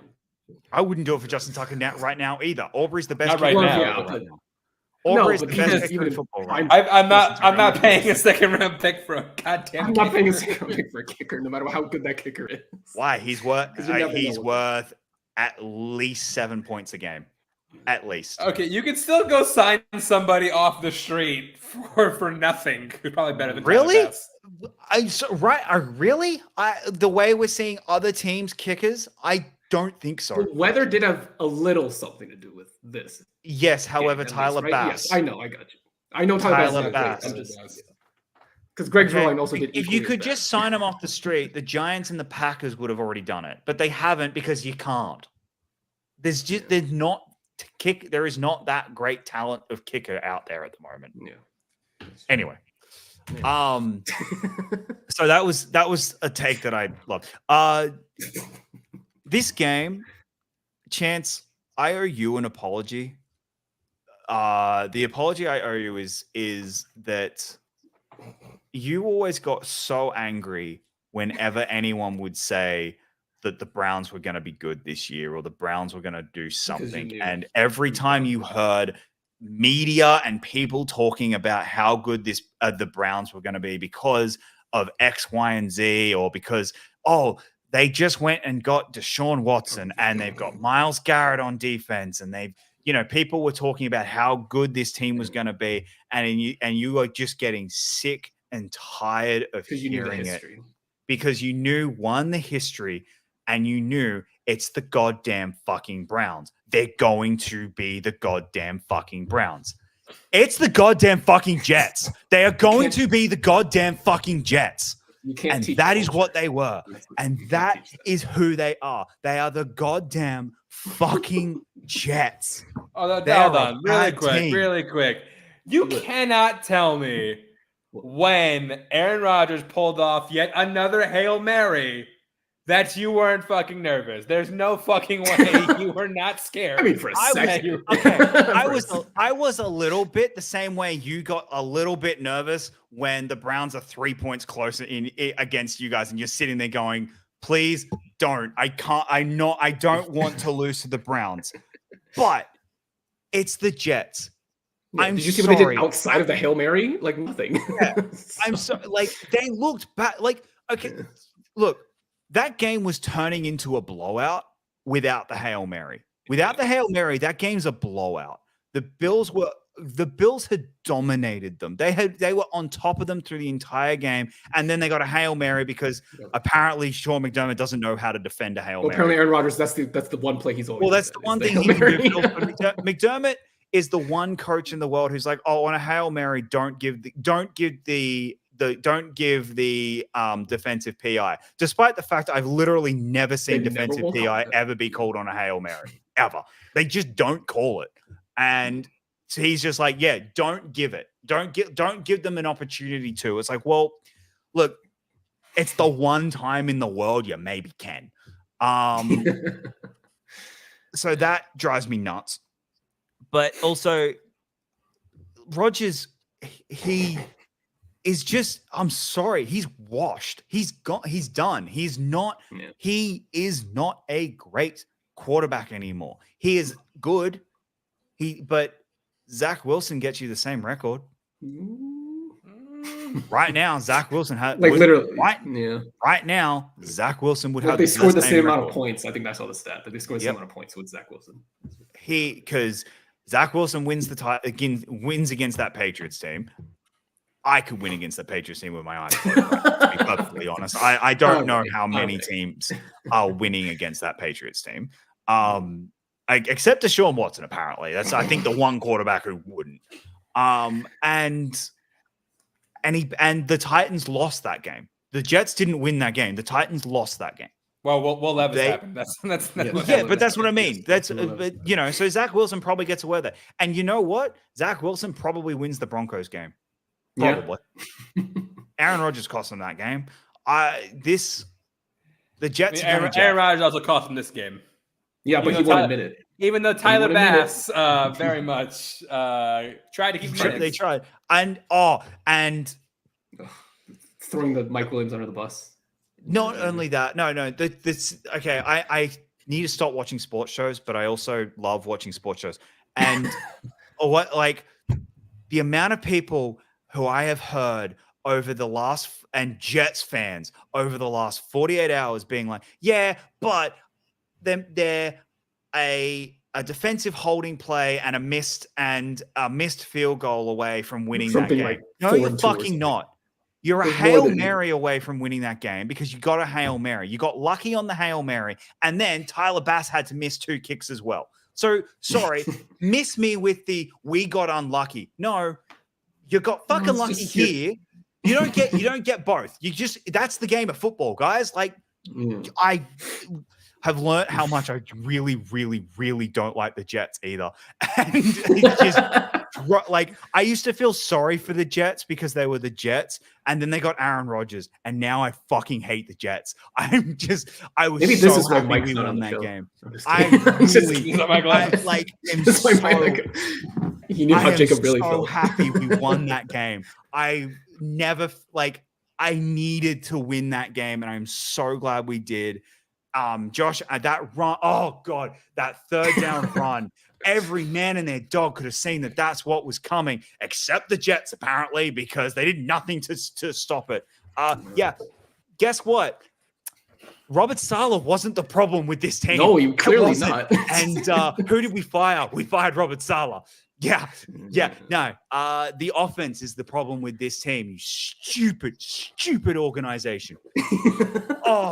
Anyway, Josh Allen's going to own this division for the next decade, and the only concern I possibly have is that the Patriots might have found another quarterback there, and that's my one concern. Well, that's the other thing. Like the Patriots, again, the AFC East saw Drake May play once. Yeah. And as a response, two of these teams, they both were so scared of Drake May. Yeah, no, but in all seriousness, Drake May is my one concern. I am not worried about the Dolphins, and I am certainly not worried about this Jets team because you are mortgaged everything on this year, and you're 2-4, guys. You're 2-4. You're a bad football team, and you are not going 8-3 the rest of the way. To make you're not to maybe make the playoffs. Because 8-3, because you have to go 8-3 to be 10 wins in the AFC. 10 wins doesn't guarantee you the playoffs in the AFC. It doesn't. You have to go 9-2 to guarantee a playoff spot. You looked at your upcoming schedule. You ain't going 9-2. It ain't happening. Is it the Jets worth 9 wins? I'm just kidding. The Jets are not making the playoffs. And what did they do? They mortgaged their fucking future. They got desperate. I mean, well, they didn't really mortgage. I mean, the pick they gave up didn't really. They gave a third, maybe 2/3, third round pick. It's the contract. I think it was the third. Oh, fair. They took the contract. Third. But did he take a pay cut to go to the Jets? No. Yeah, he did. Yeah, he did. Unless he's okay. I know Cooper restructured his deal. Yeah, no. I'm sorry. I was thinking about the wrong. I was thinking about the wrong guy. Never mind. You were right. I was thinking about Aaron Cooper restructured. Aaron Rodgers did. Yeah, Amari Cooper is because no. I was thinking about Aaron Rodgers. I thought, Aaron Rodgers took a pay cut. Got it. Yeah, let's talk about the trades that took place regarding these two. Both teams. First of which, the first one. Yeah. A move that shocked really nobody. The Raiders have traded Davante Adams to the Jets for a conditional third-round pick. It can be a second if the Jets make the AFC Championship or the Super Bowl, or Adams gets an All-Pro, first or second team All-Pro. No. So here is the look. You're right. A third is nothing. All right. We gave up a third, and I'm fine with giving up a third. A third, whatever. Fuck them picks. I get that. And if it was just the third, I would be like, okay, it's a smart move. It's the contract. Because that was the thing. That was the reason we didn't make the Davante Adams trade. Okay. No one was matching this deal. This is a terrible, awful deal. So the cap hits $3 million this year. You have a potential out, but it's $8 million dead cap, no matter what. If you get out this year, so that's your first out is this year but it's an $8 million dead cap. It could be worse. Yeah, I look when Russell Wilson's $80 million, I get it, but like $8 million in dead cap is still not great. No, it's not good. Very not. It's not good. But so that's why, this deal was available for the Chiefs. It was available for the Ravens. It was available for us. It was available for anyone who wanted him, but no one was willing to take the full salary. And that's it was like people were like, we'll do this, but you have to take the salary. Yeah. And no one was and except the Jets. And why? Except the guy who played with Davante Adams before. Yep. Except because Davante Adams and Aaron Rodgers wanted to play again together, and Aaron Rodgers really want to make the New York Packers. Yeah, that's what they're doing. Sorry, they're making the New York Packers 4 years later. Guys, this ain't gonna be good. Yeah, no one's in their prime anymore. Yeah, you're all older. You're all a lot older, and you look at because I'm sorry, they made our pass rush look good. Our pass rush looked really good. That O-line is terrible. That O-line is an absolute mess. And, how much, in all honesty, how much time is Aaron Rodgers going to have to throw to Davante Adams before he's hit and sacked against he doesn't need any time. Hey, look, Michael Thomas got the single season reception record by running one route for an entire year. Adams can do this. Who needs an offensive line? You're right. This is a desperation move for the GM in charge, the actual GM in charge. We know who the GM is. God, I really hate Aaron Rodgers. I really hate Aaron Rodgers. So that McAfee interview was the most smug, just where Davante Adams shows up in the background. And I'm fine with Davante Adams showing up behind him. Cool, whatever. That's fine. He was allowed to. That's all good. Whatever. It's the side eye of, oh, what a surprise. Like, it's that. It's the, oh, we had no idea. Guys, you're the fucking GM. We all know it. You were talking about this before this Monday night. Like, I really You probably slept over at your house the night before. Yeah. Well, he was like the best kept secret in football was he was at the game. Like that's like so. And it's so funny how he injured the whole time and now he's magically healthy. Yeah. Oh yeah, he'll be playing. He'll play. He's playing against. He's playing against the Steelers. Yeah, he's not hurt anymore. He's playing against the Steelers. Like I just bad move. Bad. Yeah, like I am just so. And again, I'm glad we didn't get this. Like, I'm really glad we didn't get Davante Adams. Like for what we would have had to give up, and that's the positive spin of all of this. The Bills, I think, like the funniest part about all of this to me is Davante Adams is going to be a Hall of Famer without a Super Bowl ring. Probably. Like Davante Adams is never winning a Super Bowl ring. It's just probably. Yeah, but he like unless after this contract he goes to somewhere like if he gets cut at the end of this year because they are just going to say the dead cap and he then decides, hey Chiefs, I want a ring, maybe but at that point even the Chiefs, who knows, like he might decide, oh, I want a ring, and doesn't, because I think Rodgers is done at the end of this season. Like this if he wanted a ring, why did he go to the Raiders in the first place? Well, no, Raiders I understood because he wanted to play with his friend, and now here he's coming. All he wants to do apparently. Yeah, and okay, fine. If that's all you want, fine, fair enough. Like fair enough. You're just not getting the ring. You're just not going to get a ring now. And there's two moves, one of which is going to have an impact on the playoffs, and this one. Yeah, the other one that happened later in the day. And this one's a bit of a surprise to me. Browns trade Amari Cooper to the Bills for a 3rd round pick and a 6th round swap. And the Browns take his salary. Friendly reminder of how bad a GM Jerry Jones is. 3 years ago, after acquiring Amari Cooper for a 1st, they traded him to the Browns for a 5th. 3 years later, the Browns somehow got a better return for Amari Cooper. And it's not like Amari Cooper has been playing better than when he was playing. No, he has some of the blame for playing bad this year. Yeah. I think a lot of it has to do with Sean Watson, and I think Amari Cooper is going to be very good on the Bills because we now have a number one. We have a number one wide receiver. I don't think he's realistically a 2 acting as a 1. Why we lost Con? Okay. I don't know. But he's a 2 acting as a 1. Really on our team. I think Amari Cooper is very talented still. Don't get me wrong. I'm not saying he is a bad quarterback at all, a bad wide receiver also, but but he is not a legitimate number 1 in any team. He's a 2 who's our number 1 because our wide receiver room is second only to the Chargers. We're not a good wide receiver room. But with Amari Cooper and Shakir, assuming they can both stay healthy all season, we have a weapon, and it's not all going to be put on Josh Allen's back. He's now going to be able to, he'll still spread the love.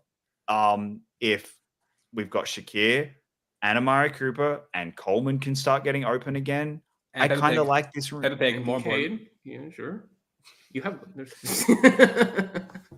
but also Amari Cooper's not going to be a diva like Davante Adams. That's the other reason why I love it. Amari Cooper is the most just workhorse kind of wide receiver.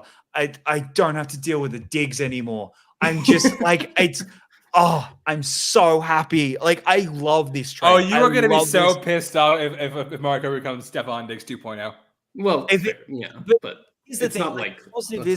We're paying him $1 million and we're out of the contract at the end of the year. I'm fine with that. If we re-sign him and we restructure him and we keep him, great. If he's terrible for us this year, we're out. We don't have to deal with it. I'm fine with that, and it's not costing us any money. I'm perfectly okay with that. This was the best possible deal we were going to get. And the other thing is, he didn't go to the Chiefs. This was what the Chiefs wanted. My question is, first of all, let me say, I feel so bad for Kevin Stefanski. This won't help. How would coach this? Jerry Jeudy's my number one now. Oh, shoot. My question is, how long until how does this continue for the Browns? Like, how does this keep going? How long until Garrett's on the table for being traded? Not long. Garrett, the problem you're going to have with Garrett is he will be expensive. And I don't know how many teams right now are going to be willing to give up 2 firsts for Myles Garrett right now. No, and without I don't know how many, because Myles Garrett isn't as plug and play as Von Miller was in 2021 season. It's Myles Garrett. The teams that need the teams that would very much benefit from Myles Garrett, aside from the Lions, who are now obviously the candidate, the teams that would need a Myles Garrett are not the ones who are willing to give up a first, let alone 2. And that's the concern. The only one maybe would be the Falcons, maybe, but I don't know if they're willing to give up 2 firsts right now. And and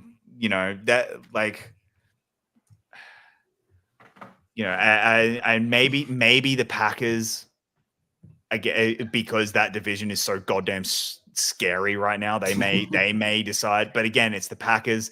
They're not known for making those type of moves. Like they don't go out and because they don't have an owner, they don't go out and make a big splashy move like this. So that's kind of the problem. I don't know what the market is for Myles Garrett in right now. End of the season, absolutely could see it happening.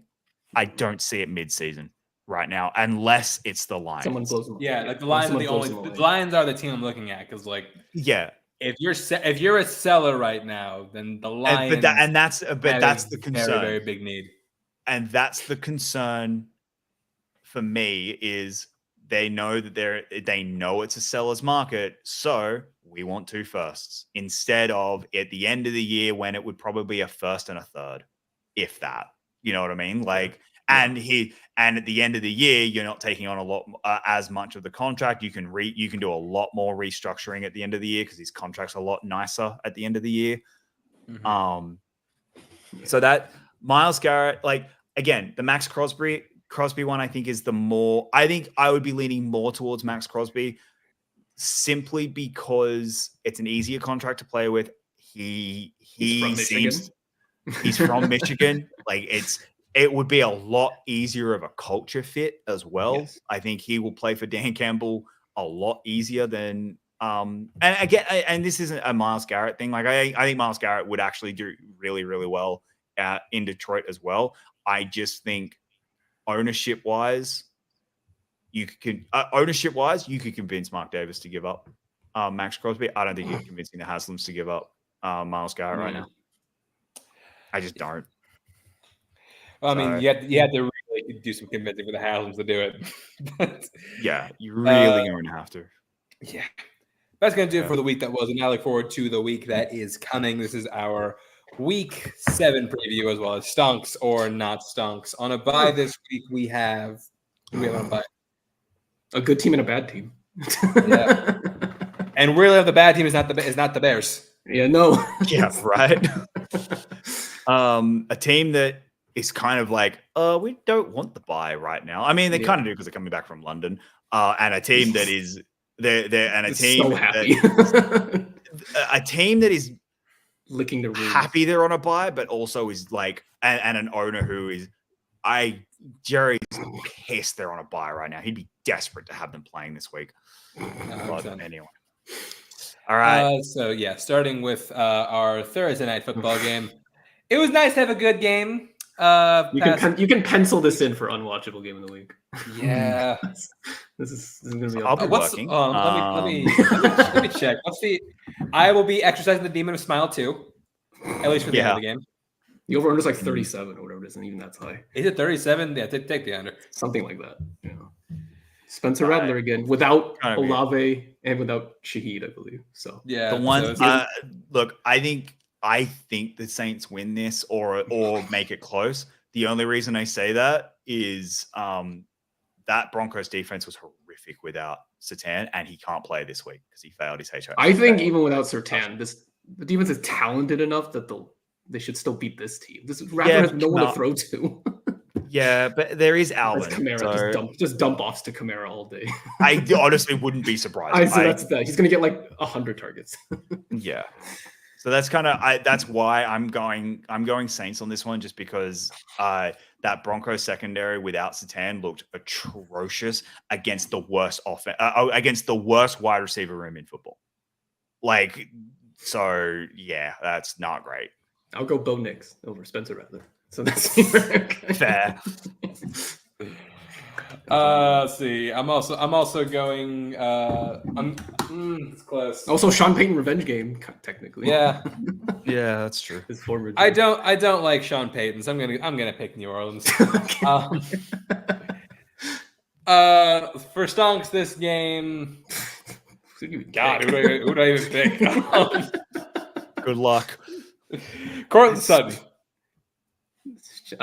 Sure. Currently the best wide receiver in the AFC West. That catch he made last game or the 2 games ago, I think. It was really good. So yeah, Stonks. Yeah, Stonks. All right, Stonks on this week. Bad. All right, Stonks. Bad game. All right. Back to London. Terrible. Oh God. Back to jolly old England. I'll be sleeping in. Not watching this. I'm not getting up at 6 a.m. for this. Yeah. Oh God. If Jaguars lose, it's an easy. Doug Peterson's fired. Oh yeah, this is so 100%. we keep joking. Oh, he won't be allowed back in the States. We keep joking that he'll get fired even after a win, but if they lose, we keep joking he'll be fired after a win. If they lose this game, he's guaranteed. Press release right after the game, he's fired. We could actually, if they're down at halftime, we could have our first coach fired at halftime. Oh, it could actually go that far. But he is fired. Look, if Brandon Staley survived a halftime firing, Doug Peterson's not going to happen to Doug Peterson. He's not going to get fired. That's fair. Actually, I forgot about that. If it was gonna happen, it should have happened last year with Brandon Staley during the Raiders. Yeah, that's true. It's true. That is true. I'm actually going to pick the Patriots because Drake May showed something. I can't. I just can't. They're so bad. I know. Drake May showed something that I'll just put some hope in that. I'm going Jags. Yeah, I'm also going Jags. Stonks for this game. Let's say any Jags receiver. Will they discover hands? Yeah, even Brian Thomas dropped a touchdown last week, so I don't even know. Brian Thomas not Stonks for the hands. Not Stonks for the hands. The Jaguars receiving core. Any one of them, I'll take the bet that one of them is good. So yeah, sure. All right. Next up, God, this is a bad weekend of football. Thank God college is good this weekend because Jesus. Bengals at Browns. Ew. I swear to God, Joe Burrow, if you lose this game, I swear to God, Zach Taylor needs to be fired if they lose this game. I think that needs to just be. I actually think that's the barometer all year. If you lose to the Browns unless you're really bad, unless you're somehow worse than the Browns, then yeah. And guess who the one coach to lose to the Browns so far this year is? Robert Saleh. That's it. Doug Peterson. They like the reverse. Good luck, Chuck. You lose to the Browns, you get fired. Yeah, it was Doug Peterson. Doug Peterson. I'm picking Bengals because I'll pick Bengals because you can't lose. They can't lose this game. You can't lose this game. I swear to God, you cannot lose this game. Let's see. Pick the Browns or pick Joe Burrow. Well, one of them has. You're hoping for the 3-0 Bengals win that is just so embarrassingly bad. Exactly. You know what? Overtime and they win. You know what? I'm calling a tie. Honestly, I think both these teams actually, wait. You don't. You need a Bengals blowout. You need a Bengals win well. No, I don't. Zach Taylor. Yeah, you do. Oh, right. No. Yeah, keep Zach Taylor. I know. Keep Zach Taylor, get rid of Myles Garrett. And Myles Garrett to get rid of. You know what? I don't care. Tie. Wouldn't be that shocking if it was. It wouldn't be that shocking if it was a tie. Honestly, it wouldn't. All right, who you got? For this, considering he's now number 1, Jerry Jeudy. Still no. It's still Deshaun Watson throwing him the ball, so no. Yeah. Now he has more defensive attention on him. Now that you don't even have against this, oh my god! I know it's. I know that there's bad defense still. Jesus Christ! Now you don't even have Amari Cooper to draw away from him. All right. Actually, I lied. We got 2 decent games coming up. All right. Lions at Vikings. The single biggest test for both of these teams, actually, like in terms. So Lions have had decent competition all year, but like this is now where is your offense really? Where's your defense? Well, no, because this is the best defense of the Lions have played all season, without question. This is the best defense that they're going to play. And now you're going, okay, how good is our offense? How good is our defense really? With now that Aiden Hutchinson's out. So it's a really good test for the Lions. And again, for the Vikings, it's a really good test of, is Sam Darnold shit or is he where is he? So this is a really good game. Hopefully, I'm really hoping. I'm going to go Lions, but man, actually, no, sorry. I'm flipping it. I'm going Vikings because I trust that Flores defense. I trust that Flores defense. Coming off a bye, I'm gonna go Vikings. I'll go Lions. I think their offense is still. I think it's a good defense they're playing against, but I still trust their offense as a whole. There's too many weapons. The Lions have some kind of weird voodoo magic, or Dan Campbell specifically has some weird voodoo magic against the Vikings. Like he doesn't lose to him very often. I think most of the Vikings once during his tenure, maybe twice. So I am going Lions. Stonks for this game. Jameson Williams. No, I'm saying not stonks because I think that Vikings defense is just he's hot and cold too himself. He alternates good games with bad games. So you got the decider. Oh wait, hang on. Khan, did you say not stonks? For stonks? Yeah, never mind. Yeah, not stonks. Not stonks. Oh, okay, yeah. Sorry, he's not stonks because I said not stonks as well. All right then. All right, and then the only other good game in the 1 o'clock window. Texans at Packers. This should be a good game. Oh yeah, I'm fascinated by this. No, the 2 teams that, according to science, apparently can't be good at the same time. Well, no, the Jacob London theory. No, it's that one quarterback was going to that. Neither of them could both be incredible this season, and so far they're both just okay or good. Yeah, they're both having so far science prevails. Yeah, so far.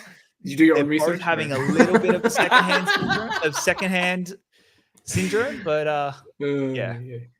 We'll see. I don't know who I'd pick. I've been going back and forth. This one, I have no idea who to pick. Yeah. I'm leaning Texans.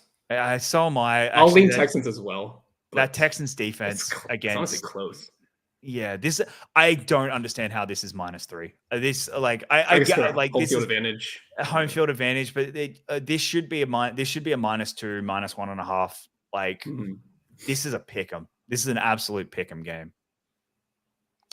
Yeah, stonks for this one. Let's say CJ Stroud. Sure. Against that Packers defense, absolutely. He's gonna keep my MVP pick alive. Yeah. CJ. What's next? All right. Next up. Any other week, this would be unwatchable game of the week, but we've already had we already had another candidate. So yeah. Dolphins at Colts. Ugh. I assume it's Richardson. It's finally Richardson. I'm assuming Richardson's back. Otherwise, if it's Richardson, that makes this a lot closer for me. I think the Colts would because there's still no Tua. I think if it's Richardson, that's without Tua right now, that team's so bad. That team, granted they had the bye week to maybe get build better chemistry, but still, it's not. No, it's bad. They're bad. I'm going Colts. Maybe Richardson will have some miracle play like he usually does. As far as I know, I think this dude is playing. Oh, he's questionable, so that he might not. So I was gonna say Jonathan Taylor, but he might not play. He might not play. So let's say someone who is definitely playing. Tyreek Hill. Did the bye week help him build chemistry with other quarterbacks throwing the ball? I mean, it's probably slightly better than what we saw earlier, but I'll still say no. Definitely not to the standards that we expect. No. All right. Eagles at Giants. Vegas keeps overrating the Eagles. I swear to God. Yeah. That's a 6-point advantage, essentially. They're saying that's 6 points because Giants at home is worth 3, and so they're saying that they're 6 points. That's I don't know. I mean, I'm going the Eagles just because I know Daniel Jones. I recently discovered Daniel Jones not great at this whole quarterback thing. Yeah, and now doesn't have a left tackle, so yeah. Yeah. I'll go Eagles. I am also going to go Eagles, but it's close. This is going to be an ugly, close game, and I wouldn't be shocked if the Giants. If we came here next week, and I'm not, but like if next week it's like, Giants won this game, I'd be like, yeah, I'm not surprised. Yeah. Who's at fault? Probably Sirianni. Probably Sirianni. Yeah. What's the reason Sirianni was a fucking stupid? moron on the sideline? Yep, that makes sense. All right. Stonks or not stonks? Sirianni's kids. Wow, come on, to bring kids into this. I know he did, but we don't have to bring kids in. Okay, fine. Stonks or not stonks? Oh, you know better ones. Stonks or not stonks? Saquon Barkley. Oh, stonk Real. Absolutely stonks. Stonks. Not against that defensive front. I'm actually going to say stonks. I think he's going to be rolling in this one. I think they're gonna make it a point to give him the ball. I think Saquon's going to be running angry this game. He's going to be demanding that they give him the ball. So. Fair. All right. Seahawks at Falcons. Oh, that 0-3 start's going to look real. That is really far in the distance when it's 3-4. Yeah. Falcons finally look like they were the team they're supposed to be. Falcons look good. Falcons are looking good. Yeah, and again, I just don't think the Seahawks defense is quite ready yet. No. They just don't have the personnel. They're still building. Yeah, they're still building. They've got they're building, and they're clearly building and building well, but they're building. So yeah, I'm gonna go Falcons, but yeah. I'm also going Falcons. Stonks for this game. I swear to God, if you pick him, I'm going to kill you. What? Kyle Pitts again? Kyle Pitts! No, I'm fine. No. Legitimately, I was going to say Kyle Pitts, but fine. I was like, can't do it every week.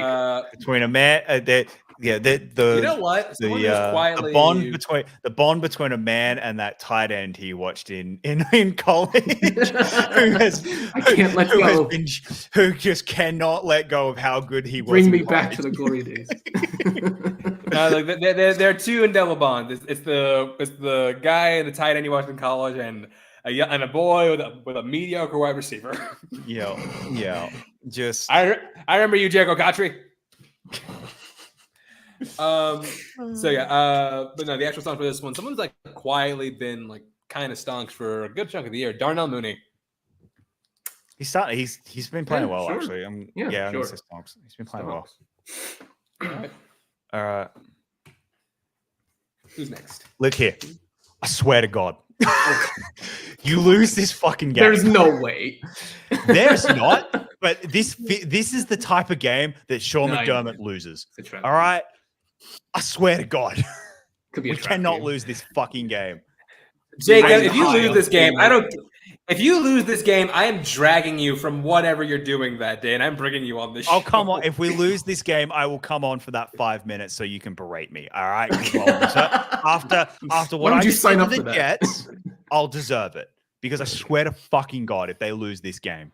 I'm not thinking that they will, because it's Will Levis, and our biggest problem right now is our defense. So he's not going to be able to capitalize on it. No. And Amari Cooper coming in, I'm a little worried about that their defensive front. Like they got a good defense. I'm a little worried about that. But Amari Cooper's first game in, he is very much a lot more of a plug and play type of wide receiver. It's not someone probably where won't play we've got that much. But yeah, no, I know. It's not someone where we got to spend an off season developing chemistry. Like he is he's pretty good at adapting. They'll have enough for him to run. Yeah, I think we should. I hate this line. It's that's a lot. I hate. And I also hate it because it's the biggest margin all weekend. And guess what's been happening this season? The biggest margin's been winning. Fucking. That's also because Vegas has been overrated, has been massively underrating the Patriots. So yeah. But anyway. I'm going Bills, but I swear to fucking God.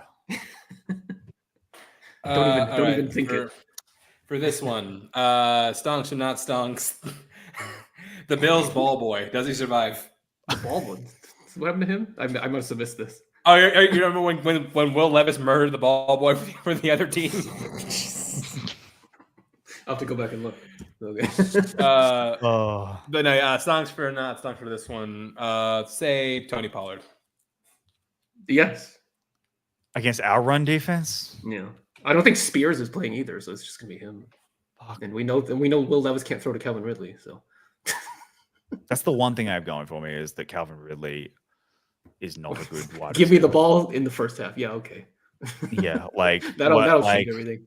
Will Levis will deliver a better. I think we were a little mean to Matt Ryan. He made Calvin Ridley look good. To be fair, he does have Will Levis throwing to him, but yes. He made Julio Jones and Calvin Ridley look really good, and then they both went to different teams and looked fucking shit. So, all right. Another unwatchable game of the week. Oy. That's a big line as well.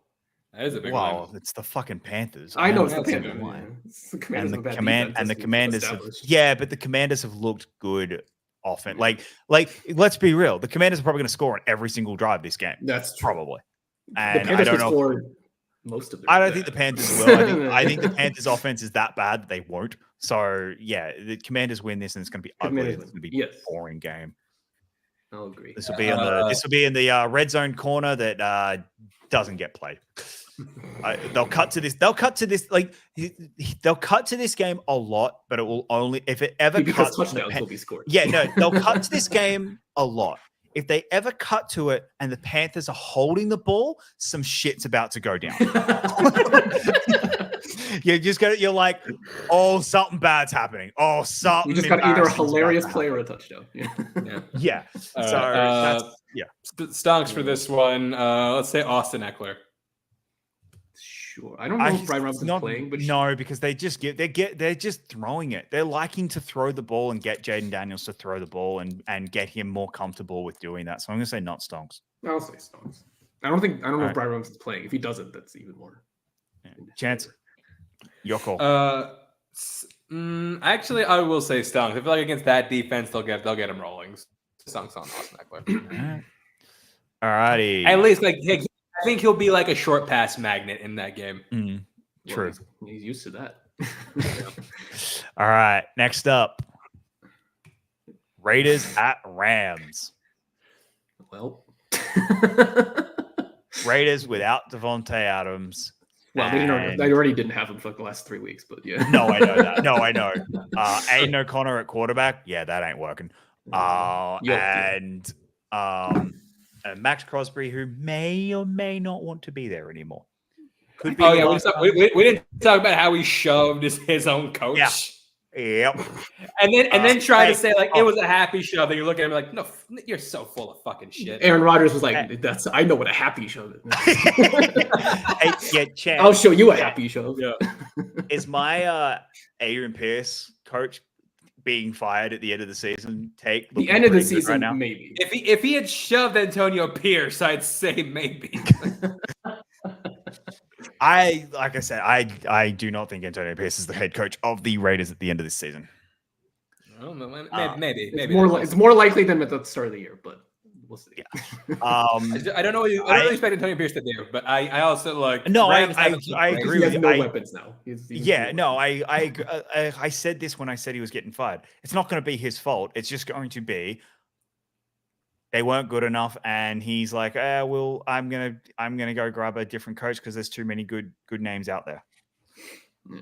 He listened to the players, and I think he now regrets that.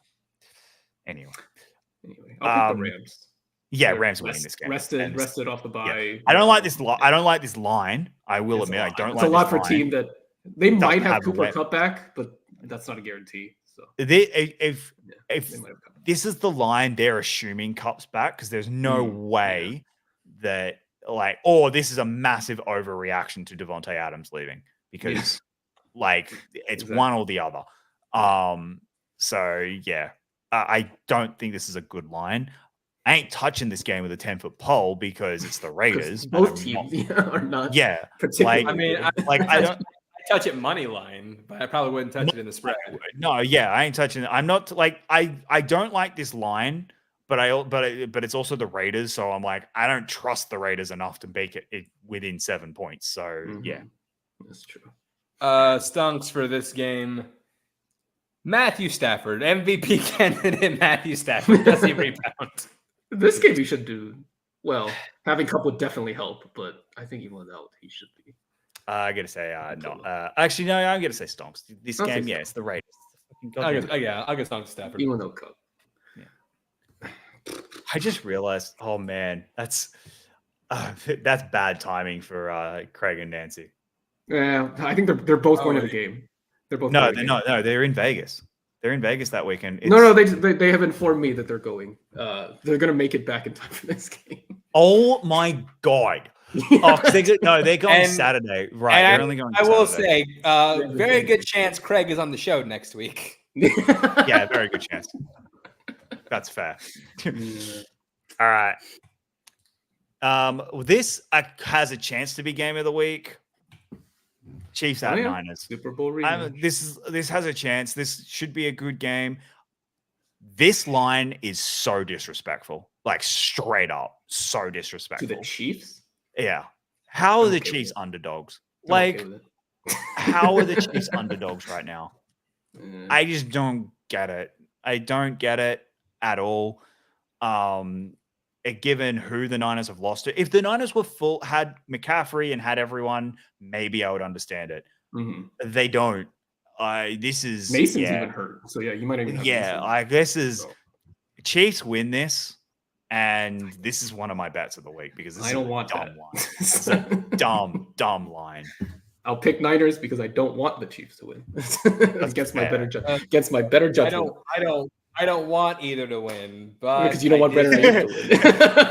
I did say I never pick the 49ers as long as Brandon Ayuk is on the team. So I guess I'm picking the Chiefs. I guess you're picking the Chiefs. All right, who you got? All right. Can he give me some goddamn points? Travis Kelce. He's all they have, unless Juju is miraculously back. Yeah, I'll say Stonks. I'm gonna say not this game. Not unless not is Taylor there. Or is that way? No, because I think Travis Kelce has 5 good games left in him, and he's saving them for the playoffs or when we need it games. And this isn't going to be one of those games. This isn't going to be one of those. They can afford to drop this game because it's an NFC team. They lose this, it doesn't really matter, to be perfectly honest. This isn't a big game for the Chiefs. It's a huge game for the 49ers. Sure. If they lose this game, it's cool, you couldn't beat the Chiefs either. Again. It's a big game for the 49ers, but for the Chiefs, this is kind of a nothing game. So I'm gonna say not Stonks.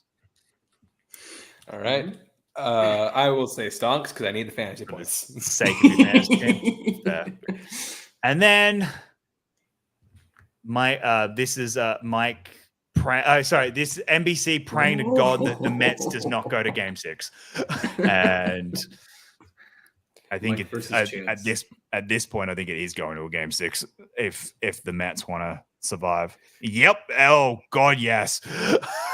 What's the score of the game? It was 8-0 today. Oh Jesus! Oh Lordy.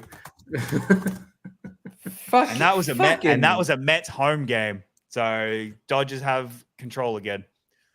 Fucking Mets! I counted on you to do something, and you fucking didn't do it. You're getting Dodgers. You're getting Dodgers Yankees. You're getting Dodgers Yankees. Gonna be Dodgers Yankees. The question is now: are you getting Dodgers Yankees with Dodgers on 5 games, or are you getting Dodgers Yankees with Dodgers on 7? Please, for the love of God, make it 7. Steelers. Wait, hold on. Are we underdogs in this game? Yeah, you are. Devontae Adams makes a huge difference, apparently. What the? You are underdogs. You are underdogs at home because of Russell Wilson. Okay, you know what? This line is completely fucking wrong. You know why? It is.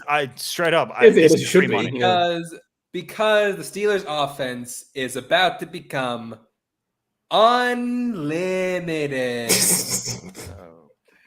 Here we go. This was the plan. This was the plan. You'll become Russell's biggest fan. This was the plan all along. You know, Fields kept the flow, but now Russell's going to come in, going to take us into the stratosphere. TJ Watt's going to bully the offensive line. Look, I wouldn't be shocked to the league lead in sacks after this one game. That's how confident I am. TJ Watt and his abilities. I'll pay all the wouldn't say TJ. That part I believe. The Russell Wilson part, I do not believe you mean that. I do mean it.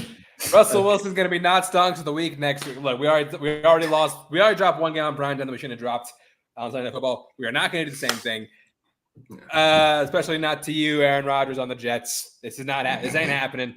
No, we are not losing to the New York Packers. Steelers all the way. Can I just and guys, he just had a Freudian slip. If you want to go back and watch this, what did he say? You said Russell Wilson's going to be not stonks next week. I did. Say not stonks. Oh, my bad. You did. Yeah. Freudian slip. I thought you were. I don't know. I meant to. Okay, I meant to say stonks of the week. He's going to be stonks of the week next week. I know. That's why I said Freudian slip. Freudian. Yep. We know what you're thinking. I'll still pick the Steelers as well because as Jacob said so eloquently, this is the Jets. It's the Jets. It's the Jets. It's the Jets. And let me just say again, unlimited offense in this game. That part is making me kind of be like, fuck. And also, our throwback uniforms are coming back on. We're going to look sexy as fuck on Sunday Night Football, and we're going to win this game. It's not the Bumblebee uniforms, is it? No, it's not. It's the 70s. Oh, okay. Okay, got it. All right. We've actually never used those uniforms again. We've never used those uniforms. Never used the Bumblebee? No, I missed those. All right. So we have two games on Monday night. I forgot. All the Steelers stonks, all the Jets. Yeah, that's why I ignored that one. Yes, I will not disagree with that. All right. We have 2 Monday night games because apparently that's the future. Why not? Because sure. Ravens at Bucks. This is interesting. This one's very interesting. Could be a shootout because it's an interesting game. I just don't trust that Bucks secondary at all. Sure. I think this is going to be an offensive. I think this is going to be an offensive shootout game. Sure. Okay. But that Bucks. But I think the Bucks are going to get stopped more times than the Ravens are, and that's going to be a problem. Yeah. Because the Bucks defense is not great, and the Ravens defense isn't great either. Like it's like again, it still isn't great. It's just better. Yeah. So I think Ravens win this, but it is a shootout. But again, I wouldn't be surprised if it's by more than that. Like I think it could be a field goal. A touchdown difference. Like it's it kind of like a 20-27 score kind of like I can see that happening or even more like 30 points in there. So yeah. Ravens. Yeah, I'm also I'm going with pains me to say this. I'm going with the Ravens. It would be nice if the Bucks were to win. Help me in the division standings after we win on Sunday. But I cannot, given how the Ravens are playing and given that Bucks secondary, I think that this is gonna be Ravens one. Yeah. Chance picked 3 AFC North teams to win this week. Okay, 2 of them are playing. Well, 2 of them are playing each other. And no, I didn't. No, Sorry, no. You actually, it's worse. You didn't. You picked not one single AFC North team to lose this week. Because of the tie. Look, tying with the Browns is basically losing. So That's true. And then our ESPN Plus exclusive. Wait, really quick on this game. Oh, Stonks, sure. Oh, right. Stonks, right. Don't go the obvious. I'm not gonna be obvious. I'll say Chris Godwin. Oh, Stonks. He's been playing just as well. I thought that's an obvious one. That's the obvious one. That's another obvious one besides the obvious one. Derrick Henry. Yeah, they're both. I think they're both obvious. No, I mean, I wasn't gonna say Henry. I knew that he was gonna be Stonks no matter what. I was thinking Mike Evans. Do you think Mike Evans is Stonks? Probably also, yes. Yeah, I think he's gonna be Stonks. Yeah, I think again, this Ravens defense isn't great. So yeah, Stonks. Yeah. All right. All right, and then our last game of the week, which is also the streaming exclusive. Because welcome to really quick, Mike. They'll bring in more games and then the NLCS Game 6 because at this rate, the way the Mets are playing, there's not going to be a Game 6. So shut your fucking face. Mike just copying it from both sides today. That's right. I'm facing Mike in the fantasy league this week. All right, Chargers at Cardinals. I might actually be going to this game. Shit, for $20, I would. Yeah. Why not? To see Taylor's team too, so yeah, why not? Chargers. Yeah, well. I just think Chargers win this. I think they got it. That defense at Cardinals is not good. Harrison's still out, isn't he? Sorry? Harrison's still out, isn't he? He's in concussion protocol. He's probably out. He's probably out. He may because this one's on the Monday. He may be out of it. I mean, Neighbors has missed 2 weeks with a concussion, so at this point, I don't know who gets what. Yeah, that's true. And Josh Allen definitely didn't have a concussion. Look, he saw Trubisky for one play, just like no. Even a concussed Allen is better. Yeah, I love my team, but Jesus Christ, they do some shady things. Yeah, I'm going Chargers, but this is a close game. We've seen more bad Kyler than good Kyler, so I'll bank on that. Yeah, I'm also going Chargers. Stonks this week. Lad McConkey. I'm going to say Stonks. Sure. He's been playing well. What's He's funny? The best wide receiver they have. Again, because no one watches Chargers games. Who's actually been playing well? McConkey? No, Quentin Johnson. Oh, Quentin Johnston. He's actually been playing well. Better than last year. He's not a first. He's not worth a first that he was, but he's been playing better. They somewhat redeemed him. Yeah, after he discovered hands. Yeah, he's become they've actually been throwing the ball to him on third down, which is like holy shit. But yeah, we would never dream of that. All right, so that's gonna do it for the weeks. We now will go on to Jacob's best bets. I didn't forget Jacob's best bets. All right, so last week Browns +9. I was correct because the Eagles suck. Patriots +7. Patriots suck. I was wrong because the 49ers they played 49ers last week, didn't they? Yeah, Texans. Yeah. No, Texans. Texans. Looked really good. They didn't cover either one of the big spreads. No. Colts +2, and that's why I'm not picking them this week. Colts +2.5 because again, why the hell that line was -2.5, I will never know. Steelers -3. There was 30 seconds there where I was very angry at Chance, and then I was like not wrong at all. And then Broncos +3. I'll eat that one. Fine. I won either way on that one, so whatever. You won in real life. This week, Saints +3. I just straight up don't believe in the Broncos. Chiefs +1.5. This is the most disrespectful line I've seen all weekend. Second only to Steelers +1.5. How are you not favored at home? How? I will never know. Devontae Adams is not worth 4 points. Just not. It's not worth 4 points. It ain't happening. Ravens -3.5. Again, I don't think it's a blowout, but I do think that they win this one just because I don't like the Bucs secondary. and Texans plus 3 against the Packers. I don't like the Packers defense. Texans defense I like. So, yeah. All right. That's going to do it for us here on Left Side, Strong Side. Con, where can we find you? I'm on Twitter at the King Con. I'm on Letterboxd, and I'll be holding down the fort while Jacob gets married. Yeah, this is the last time you'll see Jacob for at least 2 weeks, 3 weeks? 3 weeks at least. Well, I'll be at the wedding, so there's that. Yeah, it's really quite funny. Like, it's not like, you know, like you guys are all going. So you're gonna be there. Yeah, exactly. Yeah. Jacob, where can we find you? You can find me pretty much everywhere at Jacob London. And yeah, that's pretty much it. And you can find me at Twitter, _91. Check out the Choice by Chance, the podcast episode. The Good, the Bad, and the Ugly is out. Our Scare Fest will be starting tomorrow, where we look at Nightmare on Elm Street, commemorating the 40th anniversary of the film. And that's going to do it for us here. Thank you for watching, and we will see you next week.